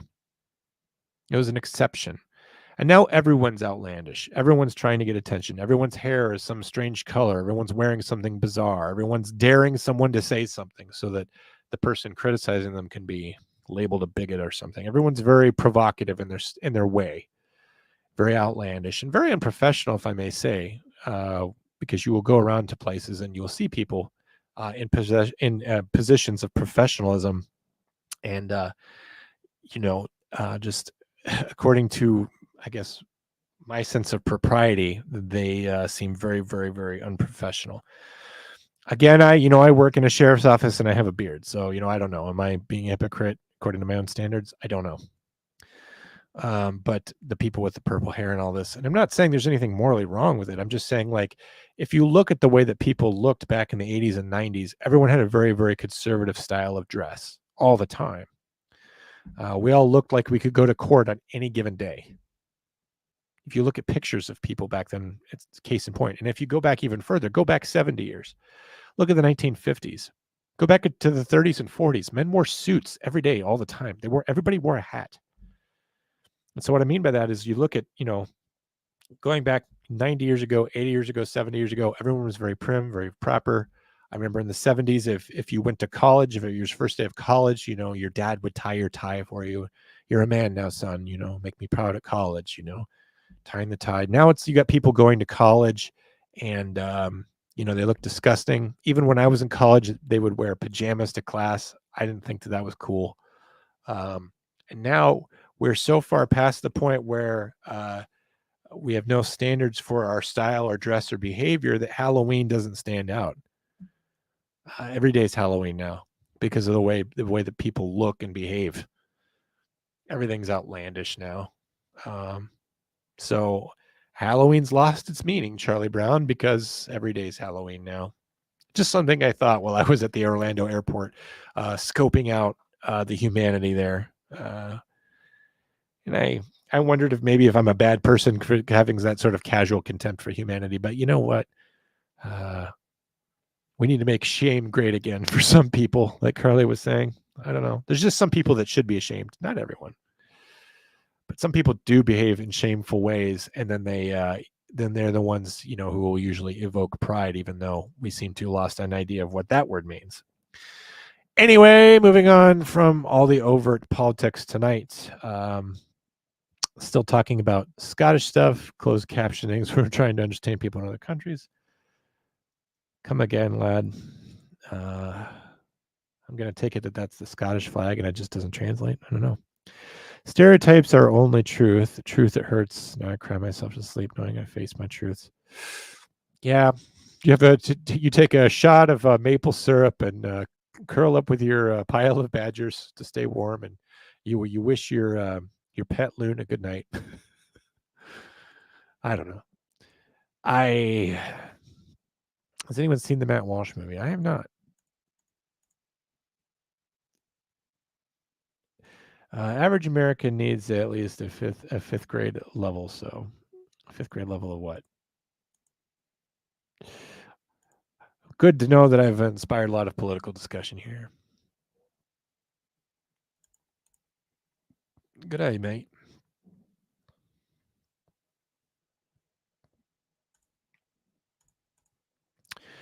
Do you want to watch the Am I Racist as well as Mike Rowe's movie? I'm barely aware of these things. That just goes to show you how little I know about the thing. Here's Christy, of course, favorite dad joke maker. Salamander, the most dangerous game, but in real life. Yeah. There's also a book I read recently that kind of played off of that. It was one of the books about the guy that did The Terminalist. Like in the next book, it was a kind of a most dangerous game thing. Don't single us out, John. Does Jake have a dad joke for us? I know, guys. I'm sorry. I ruined it. Cut him off. Christy, thanks for becoming a member. You didn't have to do that. That's my sister. Chase, if you want to know what's going on in Ecuador, we're covering that on Hard Time. We've had a couple episodes now about how bad things are in Ecuador. Here's the fun thing about Ecuador. It used to be this nice little country that everyone loved, and it was between, Colombia and Peru, these big cocaine dealers. But it was sort of this place where, it was not a problem. But now, because of our open borders and all the drugs and fentanyl that are pouring into this country, all of the drugs that are pouring in through the borders, all the money that's paid for those drugs is pouring back out, and it's going to the cartels in Ecuador, and it's supercharging their bank accounts and making them extremely powerful. So although we seem to not care about the drugs coming into our country, we also don't care about the money that's going out of the country and into the coffers of major cartels in Central and South America. So our borders being open, we want to have kind compassion for people who are coming in, refugees and migrants, so they are called. But drug trafficking is real. It is easy. If someone coming in looking for a better life can come in, then so can someone looking to make everyone else's lives miserable. And that money that comes from the United States is all going down there and supercharging the Ecuadorian economy. And it's making them, what's not getting reported on is that Ecuador is basically in a state of civil war right now. It's open rebellion between the cartels. Like the government in Ecuador is like telling the mafia, we're not going to let you take over our prisons. And it's like not a sure thing that they can't stop them from doing that. The state has basically abdicated the prisons. There's almost no state employees left. Case in point, you had a drone attack the prison. It was one mafia attacking another mafia, and you had inmates in the prisons using guns to shoot down this drone. You're going to tell me the state's in charge of that prison?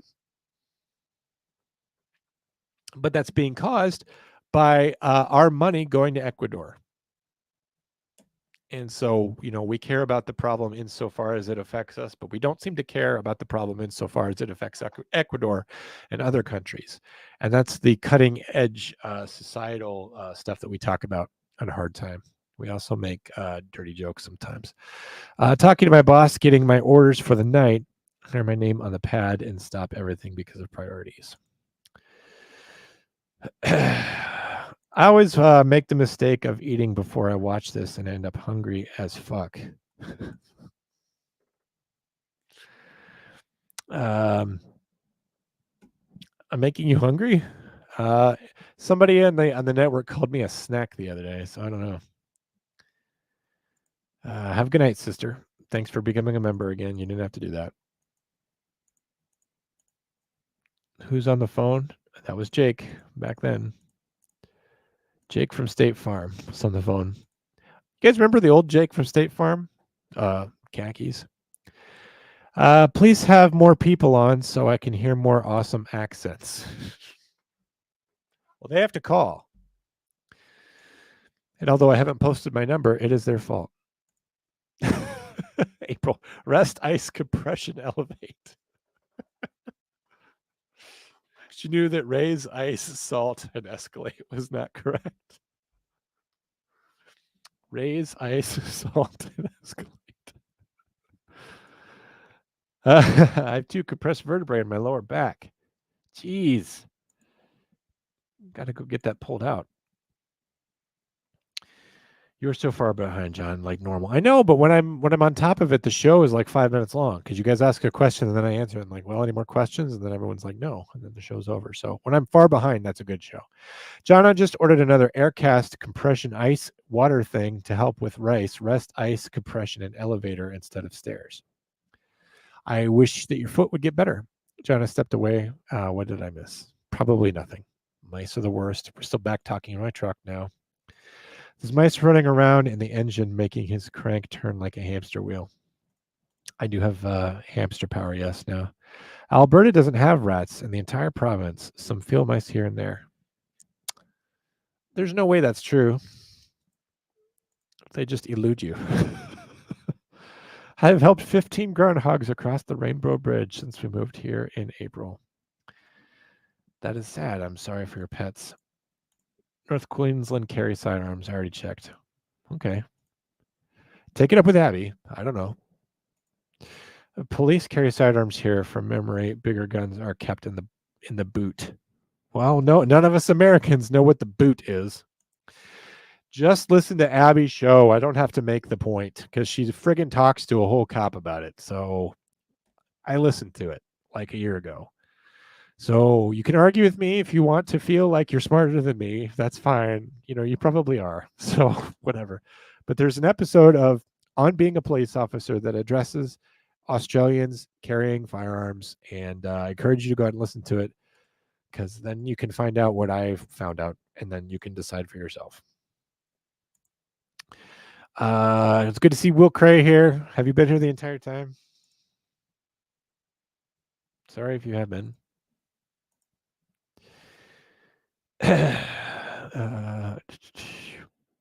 Damn, I just looked back at when you put your live in. We come out to start with Columbine and Discipline. Yeah. You guys were hot at that moment that I brought you on.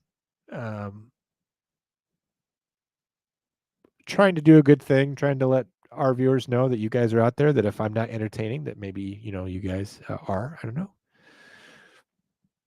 KFC and sushi for dinner. That doesn't sound bad. I was discussing at work today with my boss how I will celebrate my birthday because I have the day off. I'm like, I'm entitled to 2 breakfasts. There's a breakfast place in these parts called Perkins. We also have other places like the Original Pancake House and IHOP. And I want to decide, and there's like a local place that's very good. 2 local places, actually, that are very good for breakfast. And I want to decide, how should I do my 2 breakfasts and what should those be like? So go ahead and put it in the chats. If you think I should go get like a savory breakfast, like, pancakes, not pancakes, bacon, eggs, sausage, hash browns, like at the first place. And then if like I want to get sweet crepes, waffles, that sort of thing. Afterwards is sort of like a dessert breakfast. Let me know in the chats what you think that should be. If you think my idea of going out for 2 separate breakfasts on my 40th birthday is childish and wrong, you may also indicate that. I will accept your criticism. I am drinking iced tea tonight.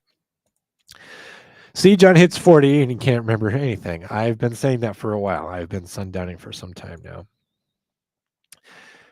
Tulsi Gabbard gives me a lot more than anxiety. She was on the show 2 weeks ago, I think.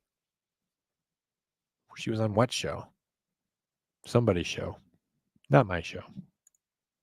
Tulsi's easy on the eyes. I barely even know who that is. It's frustrating hearing about shit, and if true, seeing nothing happen, but I only have been watching clips here and there. I assume she's talking about her politics. I got a furlough until Sunday, and I have to be back. I am off until Monday. And then I am off also Thursday next week, so I'm going to be working a short week next week. I have an office. Okay, braggart. It's a little larger, a little nicer, and I can leave. I'm still about 20 minutes behind at this point. So I got to kind of catch up. After day 2, I called an office to like whatever makes it feel better. Like, oh, they made me pull the carriage. I don't know. Who was I talking about? The amount of money they spend, we're faking it. It would be insane. Well, the idea, I think, is that they were spending a lot of money, and then, the Russians were beating us the entire time. Case in point, they put a satellite in space first. They put a man in space first. And so, like, if you watch, like, the right stuff, like if you want to just watch a movie that essentially tells you the story of the space race, you'll find that we were behind the entire time, and we were not doing a good job of catching up. So I think if it was faked, and again, I'm not trying to play my own devil's advocate, but it was like we were spending money and spending. And then we realized at some point in that process that, although we had a real space program, that all we had to do was fake the last part of it. But I don't believe that it was fake. I believe that we did go to the moon. And, there are a lot of dead people from the space program. Actually, I have a patch right here. This is the patch from Apollo 1. If you watch the movie Apollo 13, Jim Lovell has a dream about what happened on Apollo 1. Basically, these 3 guys, Ed White, Gus Grissom, and Roger Chaffee, all got into the module, the command module. And they were not taking off. They were doing checks on their systems. The cabin was pressurized with pure oxygen because we thought our astronauts will perform better if we just give them pure oxygen to breathe rather than air, which is 70% hydrogen and much less flammable. And there was a short circuit or accident inside the capsule, And all three men, Ed White, who, by the way, was the first man to perform a spacewalk, Gus Grissom, a personal hero of mine, and Roger Chaffee, a husband and father of several children, all perished inside of Apollo 1 on the pad. And so if we say we never went to the moon, then we have men like these and others who died for no reason. And maybe it's sentimental or foolish, but I refuse to accept that and cheapen these men's deaths. Do you guys hate it when I get serious on you? I just do it randomly. Like there's no warning. Like, I'm lying about whether or not hamburgers eat people in the United States and all this, and all of a sudden I'm just like, don't cheapen the lives of the Apollo 1 astronauts. You guys feel like it's a roller coaster with me? It must be frustrating. Silly people, the moon doesn't even exist. It's just cheese fountain up there. I definitely believe in the moon. We need to go back and send people one way. That was another point that the guy, Harrison Schmidt, said, because someone asked him, he's like, if we could go to the moon, why don't we go back? It's because the budget for NASA, number one, was massively slashed after we went to the moon because we proved the point that we could do it. Number two, the Apollo missions were actually scrapped early. We had Apollo 17. We were supposed to have Apollo 18 and 19. Those missions got scrapped, and the funding from those missions and actually the actual hardware got turned into a project called Skylab, which was the first space station. So the first space station was actually made out of Apollo stuff, and it was men and women living in space. This was all the way back before the space shuttle at the end of the 70s. So then we also had the space shuttle program. We started pouring money into that. We ended up building all these space shuttle orbiters because we needed to go back and forth from space without spending a lot of money on these spacecraft that were not reusable, which was all the Apollo spacecraft. And that was a good and profitable thing. The reason why we have GPS communications and the reason why we have pictures of deep space from Hubble and from the Webb telescope is because the space shuttle was going back and forth all the time, several times a year, putting stuff up into space. Satellites up there for communication, for cell phones, all this stuff. They basically changed the world, space shuttles did, with their payloads that they were launching up into space. Anybody my age will remember that we used to have space shuttle launches all the time in this country. And that the space shuttle program was only retired, I guess it was over 10 years ago now. But the money went to that. So we stopped putting money and putting men on the moon. We started putting them into space. We started investing in the Mir space station, the International Space Station, and space shuttles. So we have a NASA budget that's massively cut down because we're not trying to go to the moon anymore. And the budget that we do have is being spent on these other projects. So the reason why we didn't go back to the moon is because, number one, we don't have anything to prove because we've already been there. Number two, there's not a lot of scientific discoveries that we can still make by going to the moon. I mean, we've sampled, stuff from there. We've taken geological samples. We've taken a lot of pictures. We've gathered, hydrogen isotopes and things like that from the surface. We have a lot of scientific studies that have already been done on the moon. And going to the moon for the purposes of solely of these scientific studies is so expensive, and the benefit, has diminished over time. You get a returning investment on your diminishing returns on your investment means we don't want to send men back to the moon. So the reason we have stopped going back to the moon is not because we forgot, or we don't know how, or we lost the technology to go to the moon. Our priorities changed in the space program. It was interesting to see when I was in Florida. I also saw the modern stuff that Boeing and SpaceX is doing. It's interesting to say those spacecraft. It was cool, but strange. Is where sending Canadians back can we start with Quebec? Am I pronouncing that correctly? I always say Quebec, but then Alex Trebek, a Canadian, always said Quebec, so I don't know. This is all stimulation by the aliens who are trying to see how fast we would develop as a species. Yeah, that's too nihilistic for me. So the moon landing wasn't real because none of it is real. We aren't real. Yeah, if it's not real, I should probably just go watch football. I found a neighborhood where Halloween is still cool. That's cool. I wasn't allowed to trick or treat. Even I was. I didn't have a good childhood, and I still could. My town go crazy for it. My house has over 100 kids come over the door each Halloween. That must be so fun. Halloween isn't really a thing here, like in some areas, but not like in America.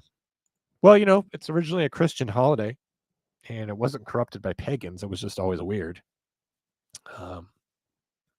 So it's All Hallows Eve. It's the evening before All Hallows Day, All Saints Day, the day that we celebrate Christians martyred in the faith. So it's like we're celebrating dead people, celebrating, their spirits or whatever.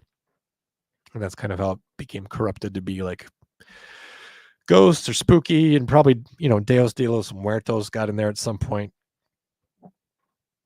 And then, it all got chewed up in the big commercial machine, as Charlie Brown would tell you. I blame McDonald's mostly.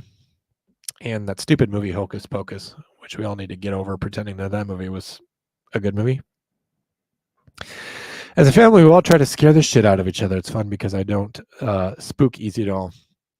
All three girls gang up on me. You know what's interesting about that, though? Halloween's not a scary night. It's a fun night. You want to scare someone, you do it on Christmas. That's when we're all feeling lonesome, and we're all feeling all these things that are absent in our life, every part of our life that maybe didn't add up to what it should be, diminished or dashed expectations. I think if you want to scare someone, if you want to have a spooky time, I think if there's any time a ghost would visit you, would be on Christmas. Case in point, the Dickensian tome, A Christmas Carol. His three ghosts visit him on Christmas, and it's scary because it's on Christmas. I think ghosts on Halloween, it's not scary at all. It's just fun. My town is bringing it back, and it's gotten bigger, but I don't think it'll ever be what it used to be to the creeps and pedos. That's a big part of it too. People don't want kids going out just because there's actual scary things going on. Case in point, we were talking about this hard time recently, but last Friday, there's a correctional officer in Orlando who saved a girl from being abducted from the bus stop. Just a girl who's going to school, and there was a pedophile in the area that actually grabbed her and took off with her. This off-duty corrections officer chased him down and apprehended him, and he's a hero. But that's just every day. And then slutty costumes, I think, kind of ruined it too.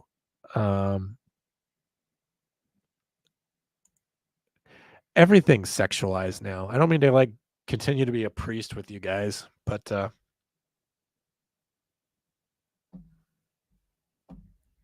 I think that kind of ruins it, to be honest. Because again, it's just an excuse to do that. I don't know. I'm no fun. I mean, if you do that, I don't care. It's just, to me, that's not the fun part of it. We stopped taking our kids to our little town. All the adults smoke and talk like truckers around the kids. Started going to my mother-in-law's fancy neighborhood. Yeah, adults not. That's another thing too that I don't like about modern society is adults not acting like adults around children. That they're going to cuss and swear and carry on like that. I'm not a big fan of that either, to be honest. I'm not perfect at it. I think I've probably sworn in front of a child before, so I don't want to be a hypocrite. I'll own that if I've done that, but I don't think it's cool. I wasn't allowed to trick or treat growing up, but now I go to a murder mystery party. See, that's cool. That seems fun to me. The year is themed at a retirement home. Last year it was Wild West. Reason for my profile photo. Your profile photo is like the size of a pea to me, so I really can't tell what's in your profile photo, but I believe you. When I was a kid, I went to a Halloween party. I'm sure I've told you this before, but I went to a Mennonite school, and for whatever reason, we still had a Halloween party, and we did it right. I'm sure we didn't call it a Halloween party, but we had haunted hay rides where guys were chasing us around with leaf blowers that we thought were chainsaws and wearing hockey masks.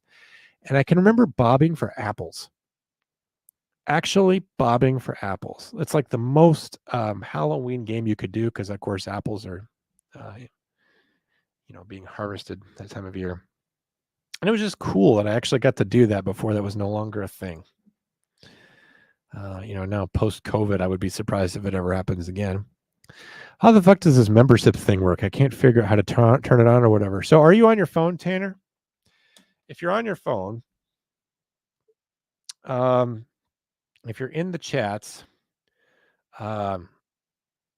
first of all, I think you have to be logged in, which I think you are. But if you're in the chats, there's a button on the right-hand side with a $sign. And if you click there, that will show you how to do it. I will see if I can pull this up and show you what I mean by that. I'm going to use some of my internet skills.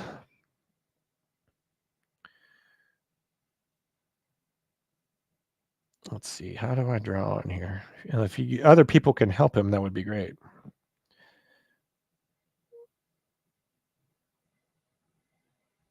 Okay. So I'm going to upload that to the cloud. Although, Tanner, you're not obligated to become a member, obviously. I'd appreciate it if you would. I'm not going to say no. But, we are friends in real life, and I'm never going to harangue you about that. Initially, when we became monetized, I pushed for that because it was nice to finally be paid for the first time ever. But I'm never going to make it a thing. I mean, by all means, support the channel if you want to. Let's see if I did this right. All right, so this is what phones in America look like. Doesn't help that I have the comment covering it up. But if you look on your screen, if I can take the comment off, if you look in the lower right-hand corner, wow, that's trippy having me up here, right? There's a little button down there that's a little $sign. And if you're not a member, if you click there, it will give you options to become a member. And if you're on a desktop, it's a whole other button, right under the window. So there are ways of doing that. Hopefully that's helpful for you. And if it's not, I am sorry. I could take that down now. I don't have to keep showing that. Nothing is showing up for me there. You guys were talking about tacos. Yes, we were. At some point. If you go to the channel page, it should show up there as well. To answer John about making me hungry, you and Jake talked about food. Oh, okay. Yep. Google it, John. It's true. Nyanimo bars. I'm still trying to get those. Yes, Christy, I knew a boot is a trunk. I knew that. Again, it's just the casual misinformation here. Tanner, maybe something to do with you being in Canada. I've also seen other people who have had problems in Canada figuring out how to do that. So I know. If you can't find it, it's okay.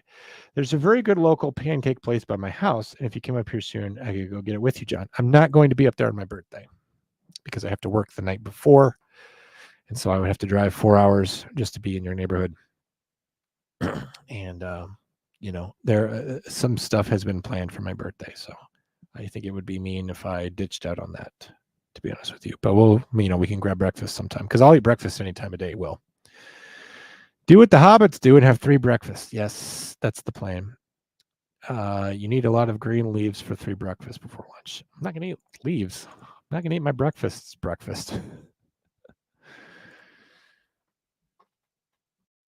Excuse me, I'm still a little bit sick. I saw an Apollo capsule this weekend while in Chicago.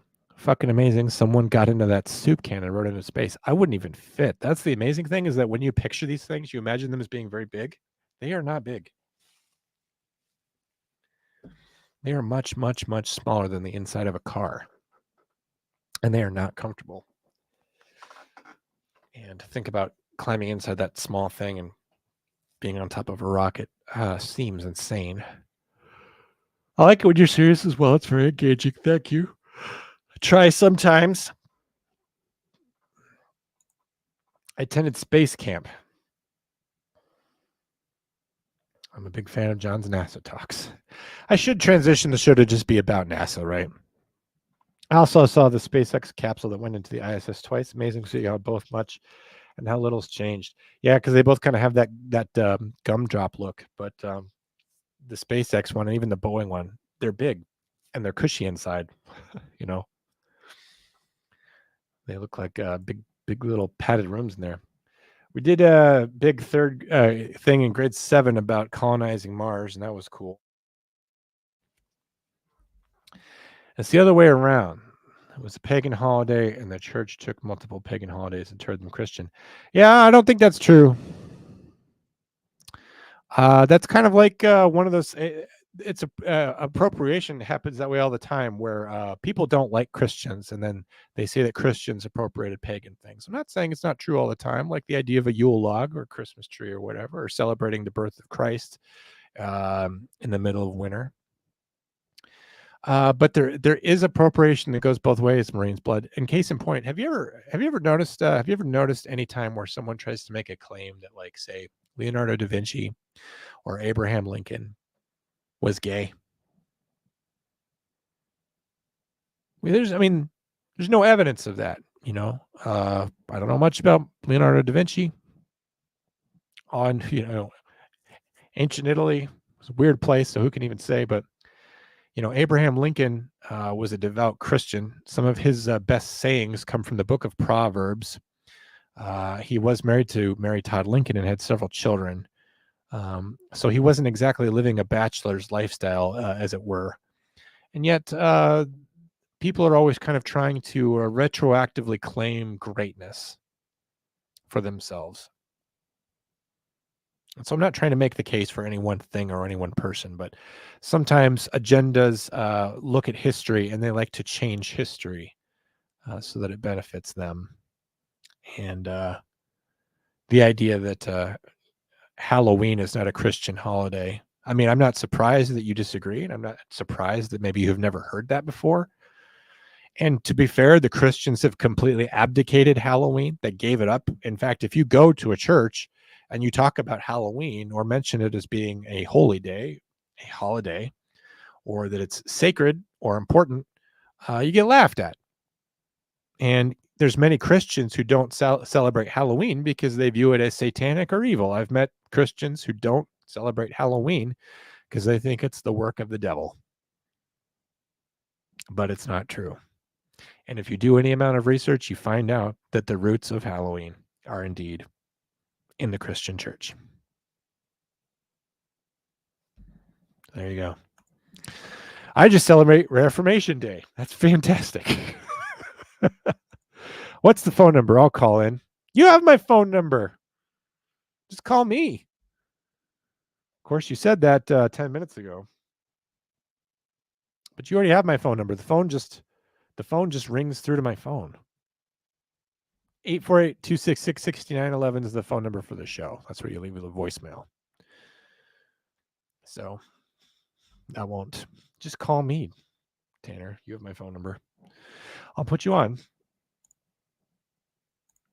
Uncle Bob called it bobbing for plums. I would never win, but he would always wanted me to continue playing. I'm feeling you're telling a joke. Maybe not. I feel weird. Nope, it only says super chat or super sticker for me. Don't worry about it, Tanner. It's fine. Is it because I'm YouTube Premium? No.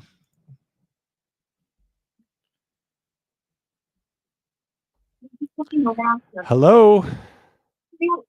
Hey, buddy, what's up? Hey, how are you? Congratulations on your child being born soon, this week. Yes, soon, this week, maybe, possibly, who knows? Well, I know that you had mentioned it to me at one point that, we were looking at the last week of September or somewhere around there. Third week, fourth week of September. Are you comfortable with saying the actual due date, or is it just maybe in Canada they just do kind of a general area? In the United States, we always say the date, the actual day. Do you have a due date?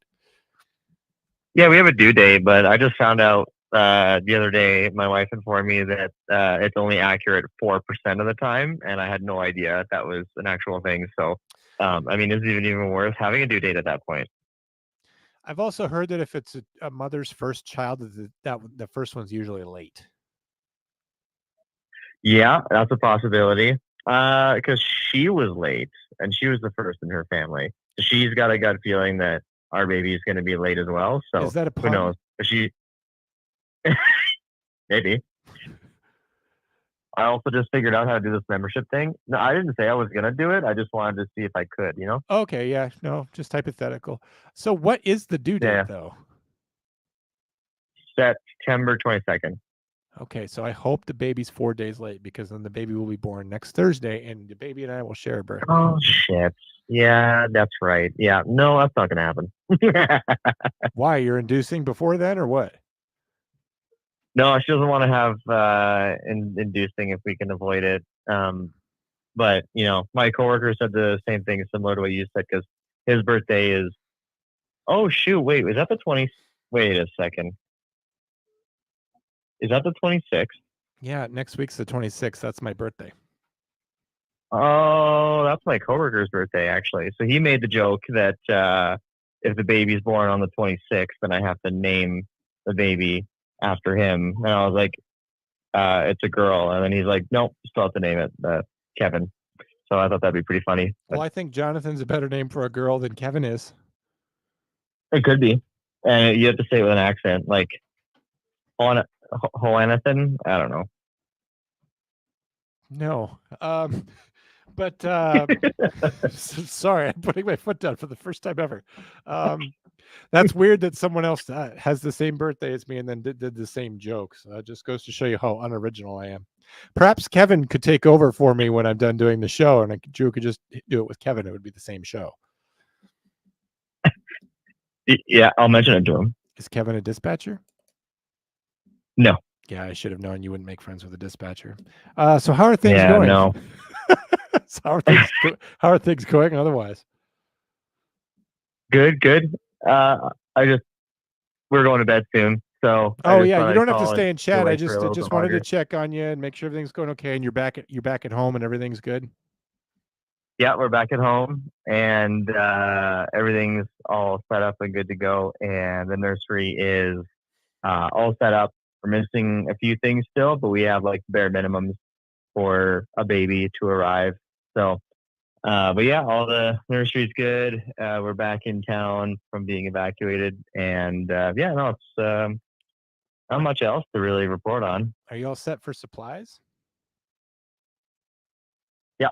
Oh yeah. No, we got everything we need. Lots of people donated a lot of like clothes and whatnot, which is quite nice of them. Okay, well, good. I just want to make sure that baby's coming in and getting started off right, and that you guys, have had a tough year, and just wanted to make sure that you guys were all set. So I'm glad to hear that everything's going well. Very exciting. I know that after this child is born, you probably will have 3 to 4 people that you will feel like informing before me. But whenever you get around to it, I'd appreciate it. Oh yeah, for sure. I'll let you know. But I'm there's sure that definitely some random 3 or 4 podcast people in the. It's not really in the. I'm not in the top 20. I understand. Well, maybe top 30. Thank you. That's actually not bad, considering that you have a real life and real people who are actually in your life and love you and who are related to this kid. That I could crack the top 30 is amazing. So I'll take it. Well, I have a lot of people to think about letting to message that she's gone into labor because we'll be driving an hour to the closest hospital. So. Holy crow. Well, I guess good thing that the baby's going to take its time because you don't have to be in a hurry or anything. Yeah, that's right. All right. Well, good luck to you guys this week. I'll be thinking about you and just prayers that everything goes well. Baby's a miracle and it's a gift from God, and just many blessings to you guys. Yeah, thanks, buddy. I'll be keeping you in mind as well when the baby is not born on the 26th. Yeah, I know. Now you're just going to find some way to hold off out of spite. I understand. It's okay. Yeah, that's right. All right, my man. All right. Well, have a good night. You take care. Bye. Bye. It's cool that I talk to people in all these different countries. Shorty down there in Australia, Tanner in Canada, Jake in Mexico. All right. You're such a stir, John. How do you say herbs? We don't say herbs here. She's gotten on me about this before, that we don't say the H in herbs. I don't know. I can't explain it. Our language makes no sense. Actually, I see these reels sometimes where it's all about how English doesn't make sense. I'll have to forward them on to you sometime. I'm sure you already know that. You speak English. Grabowski says, just pulled the collect the call deal. It's Bob. Bob's. Oh yes. So just the collect call. Bob had a baby. It's a boy. Grabowski, I remember those. Do you remember 1-800 collect? Do you remember when that was huge? Like Ed O'Neill and other people were doing those commercials because you could call people collect that way. Man, society's changed. Collect calls and pagers at one point, and now like just that stuff's not even a thing, you know? What were the other ones? Like, because there was a whole era there where that was huge, where 1-800 collect, and maybe I'll play them next week, just as throwback commercials. I kind of like throwback commercials. There's actually YouTube pages that you can go to, and all they do is play commercials from the 90s. And it's a total trip, you know? Yo quiero Taco Bell and all that. Happy anniversary of your birth. I'm so glad you exist, even if it's against your will. Thank you. I really appreciate that.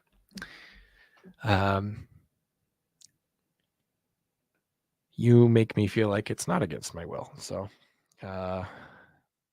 just being kind to me. So I appreciate that, April.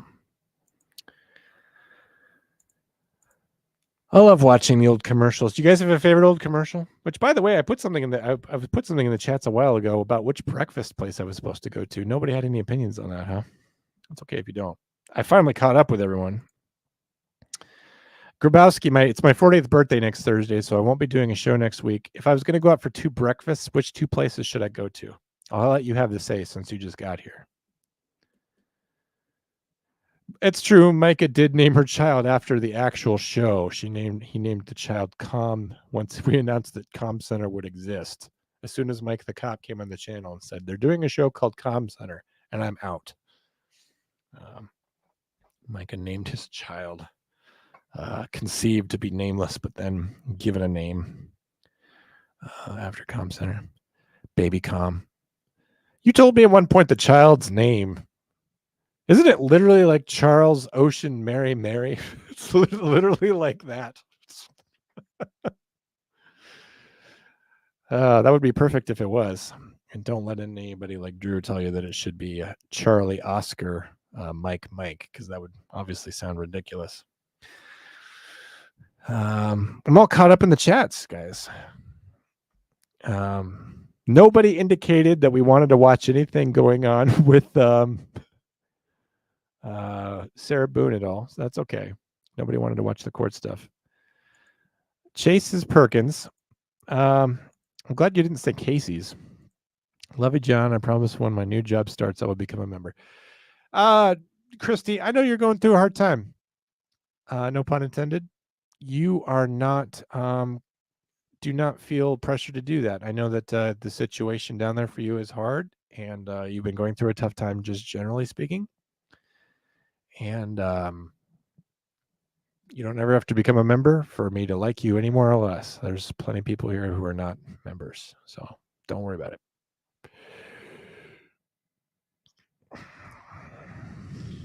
I don't know. Sorry. I don't know if I doxed somebody. I don't mean to. I could dox other people, Micah. Chase's Perkins. Grabowski says Waffle House and Tim Hortons. I don't have access to either one of those.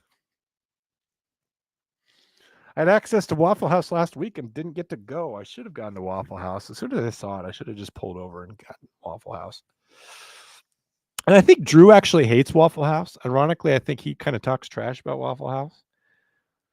But I was at Waffle House at North Carolina last year, and I got to be honest with you, although the place was filled with crackheads, some of them who worked there, they were all very sweet to me. I don't know how to explain this to you guys. But I live like in the whitest place on earth.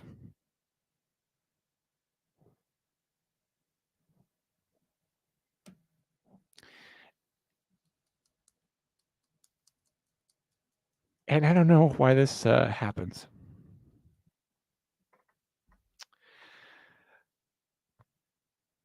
But when a black lady says to me, "Do you want butter on your grits, sweetheart?" It makes me feel good. I don't know why. You want butter on them grits, sweetie? Yeah.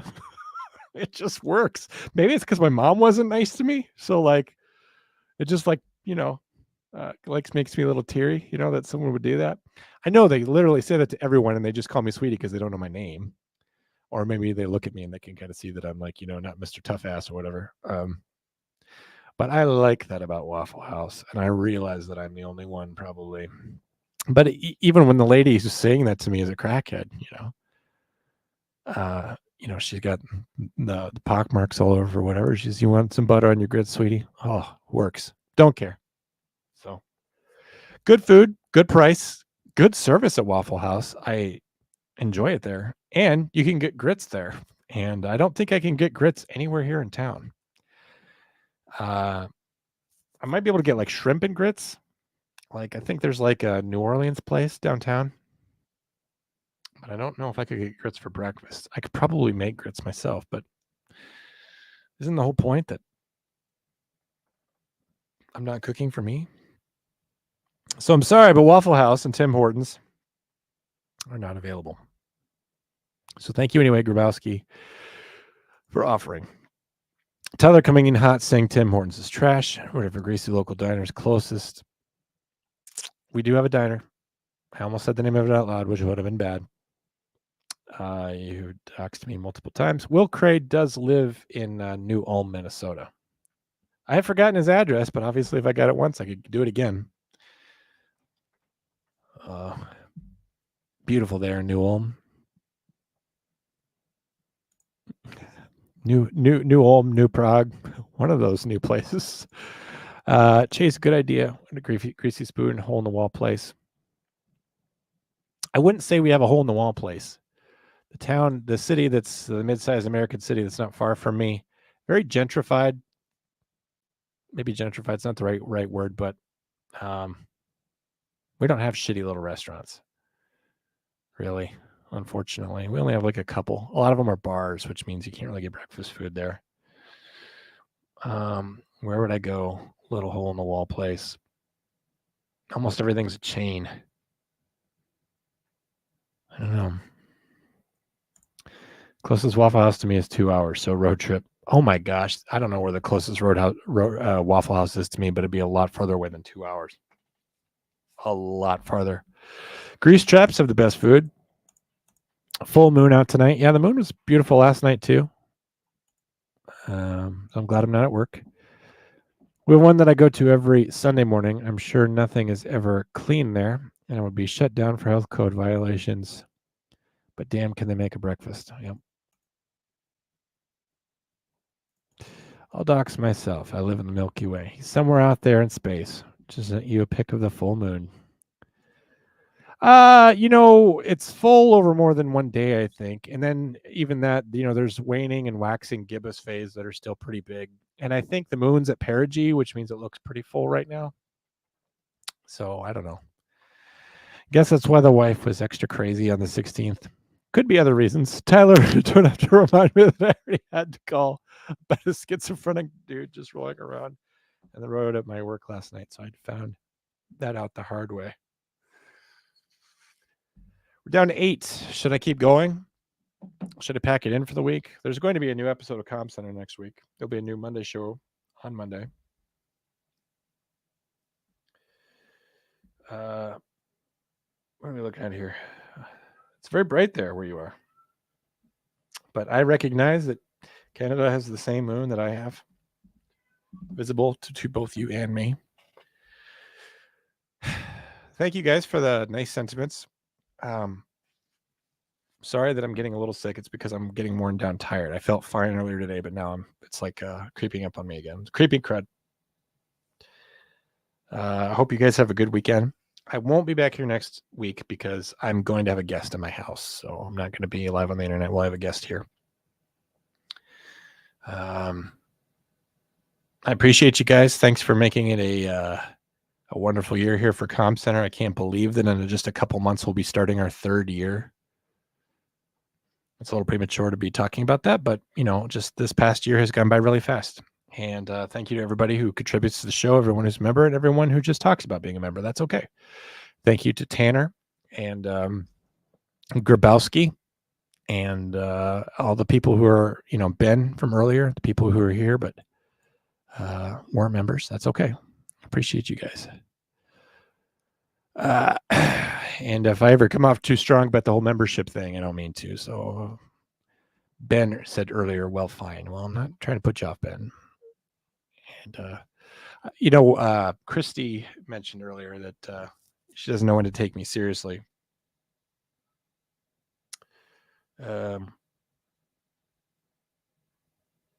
Yeah, sometimes I say mean things and I don't mean it. And I know that I'm being mean, and then I want to take it back and I can't. And I'm sorry for those times too when I'm rude or mean to the people who care enough about me to watch the show. And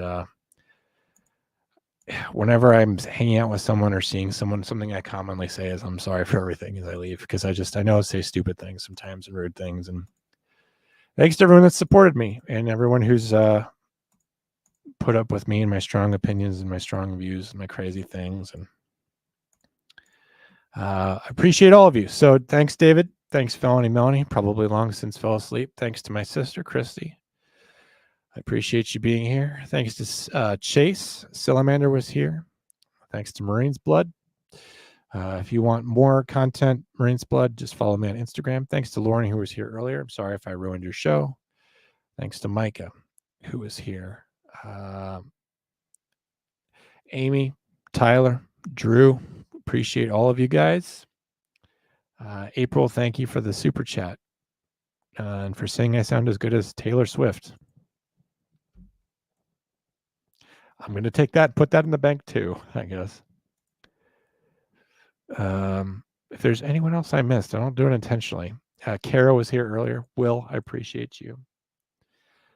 Just scrolling through, just want to make sure I thank everybody. Tanner also dropped some money, and I may have missed that because I was so confused about what a sticker is. Thank you to Drew for being kind to me in the last show. Cupcakes and Cameos, I know, has been kind of around looking at the show earlier.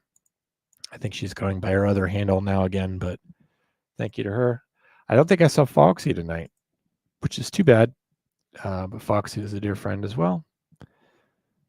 Thank you to everyone else who's been in the chats. If I missed you, I apologize, but I do sincerely appreciate you guys. And the reason why I try to read all of your chats and get through it is because I care about all you guys, and I appreciate that you're here. Marine's Blood, that was a reference to the fact that earlier tonight on Com Center, I said during the show, I said, you can follow us on Instagram unless you're one specific person. So you missed it earlier, but I gave you a direct shout out during the show that you're like the one guy that doesn't have Instagram. And I know you don't have Instagram. That's the joke. It seems to have made you mad with your multiple exclamation points. It is when you're joking. Sometimes I can't tell. Well, Christy, I know you don't watch every after show, but I usually end the after show on a note of thanks and some gratitude, gratefulness, some sentimentality. I'm thankful for Will, just case in point. And I'm thankful for everyone that shows up and supports the show. As Abby said earlier tonight, I do have a devoted following, and it's only because you guys are here. I can't imagine how much more pathetic this would be if I was here and like nobody was here. So I appreciate you guys. Grabowski says, I'm considering the membership deal, but I can't find the spot for pricing either way. Much love. If you feel so inclined, I know you'll figure it out. And if you never do, we'll just get you back here next week as a non-member. It's okay. Now that I think of it, I seem to remember, but I don't recall what was said. I was just giving you a shout out because I know that you don't do Instagram and you don't have to do it on my account, Marine's Blood. You reach out to me in other ways whenever you want. We'll catch you guys in 2 weeks' time. Otherwise, have a safe week. Make good decisions. Thanks for supporting Com Center, and I'll catch up with you later. We'll see you back here on Monday for the Monday morning show. I'll still be doing that. That's for members only, Grabowski and Christy. So if you want to see those Monday morning shows, I mean, it's again not to punish anyone, but it's a perk for. There are people who are paying, and they deserve to get something for that. So, happy birthday to me on the 26th. Obviously, you'll be able to be the first person to celebrate my birthday, Christy, because you're a day ahead. Go live more often.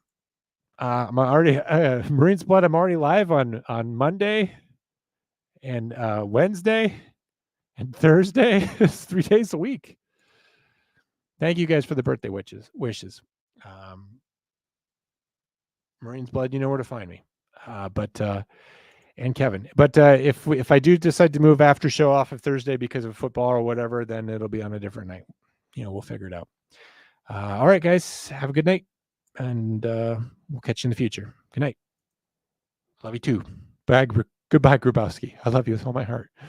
Bye, all.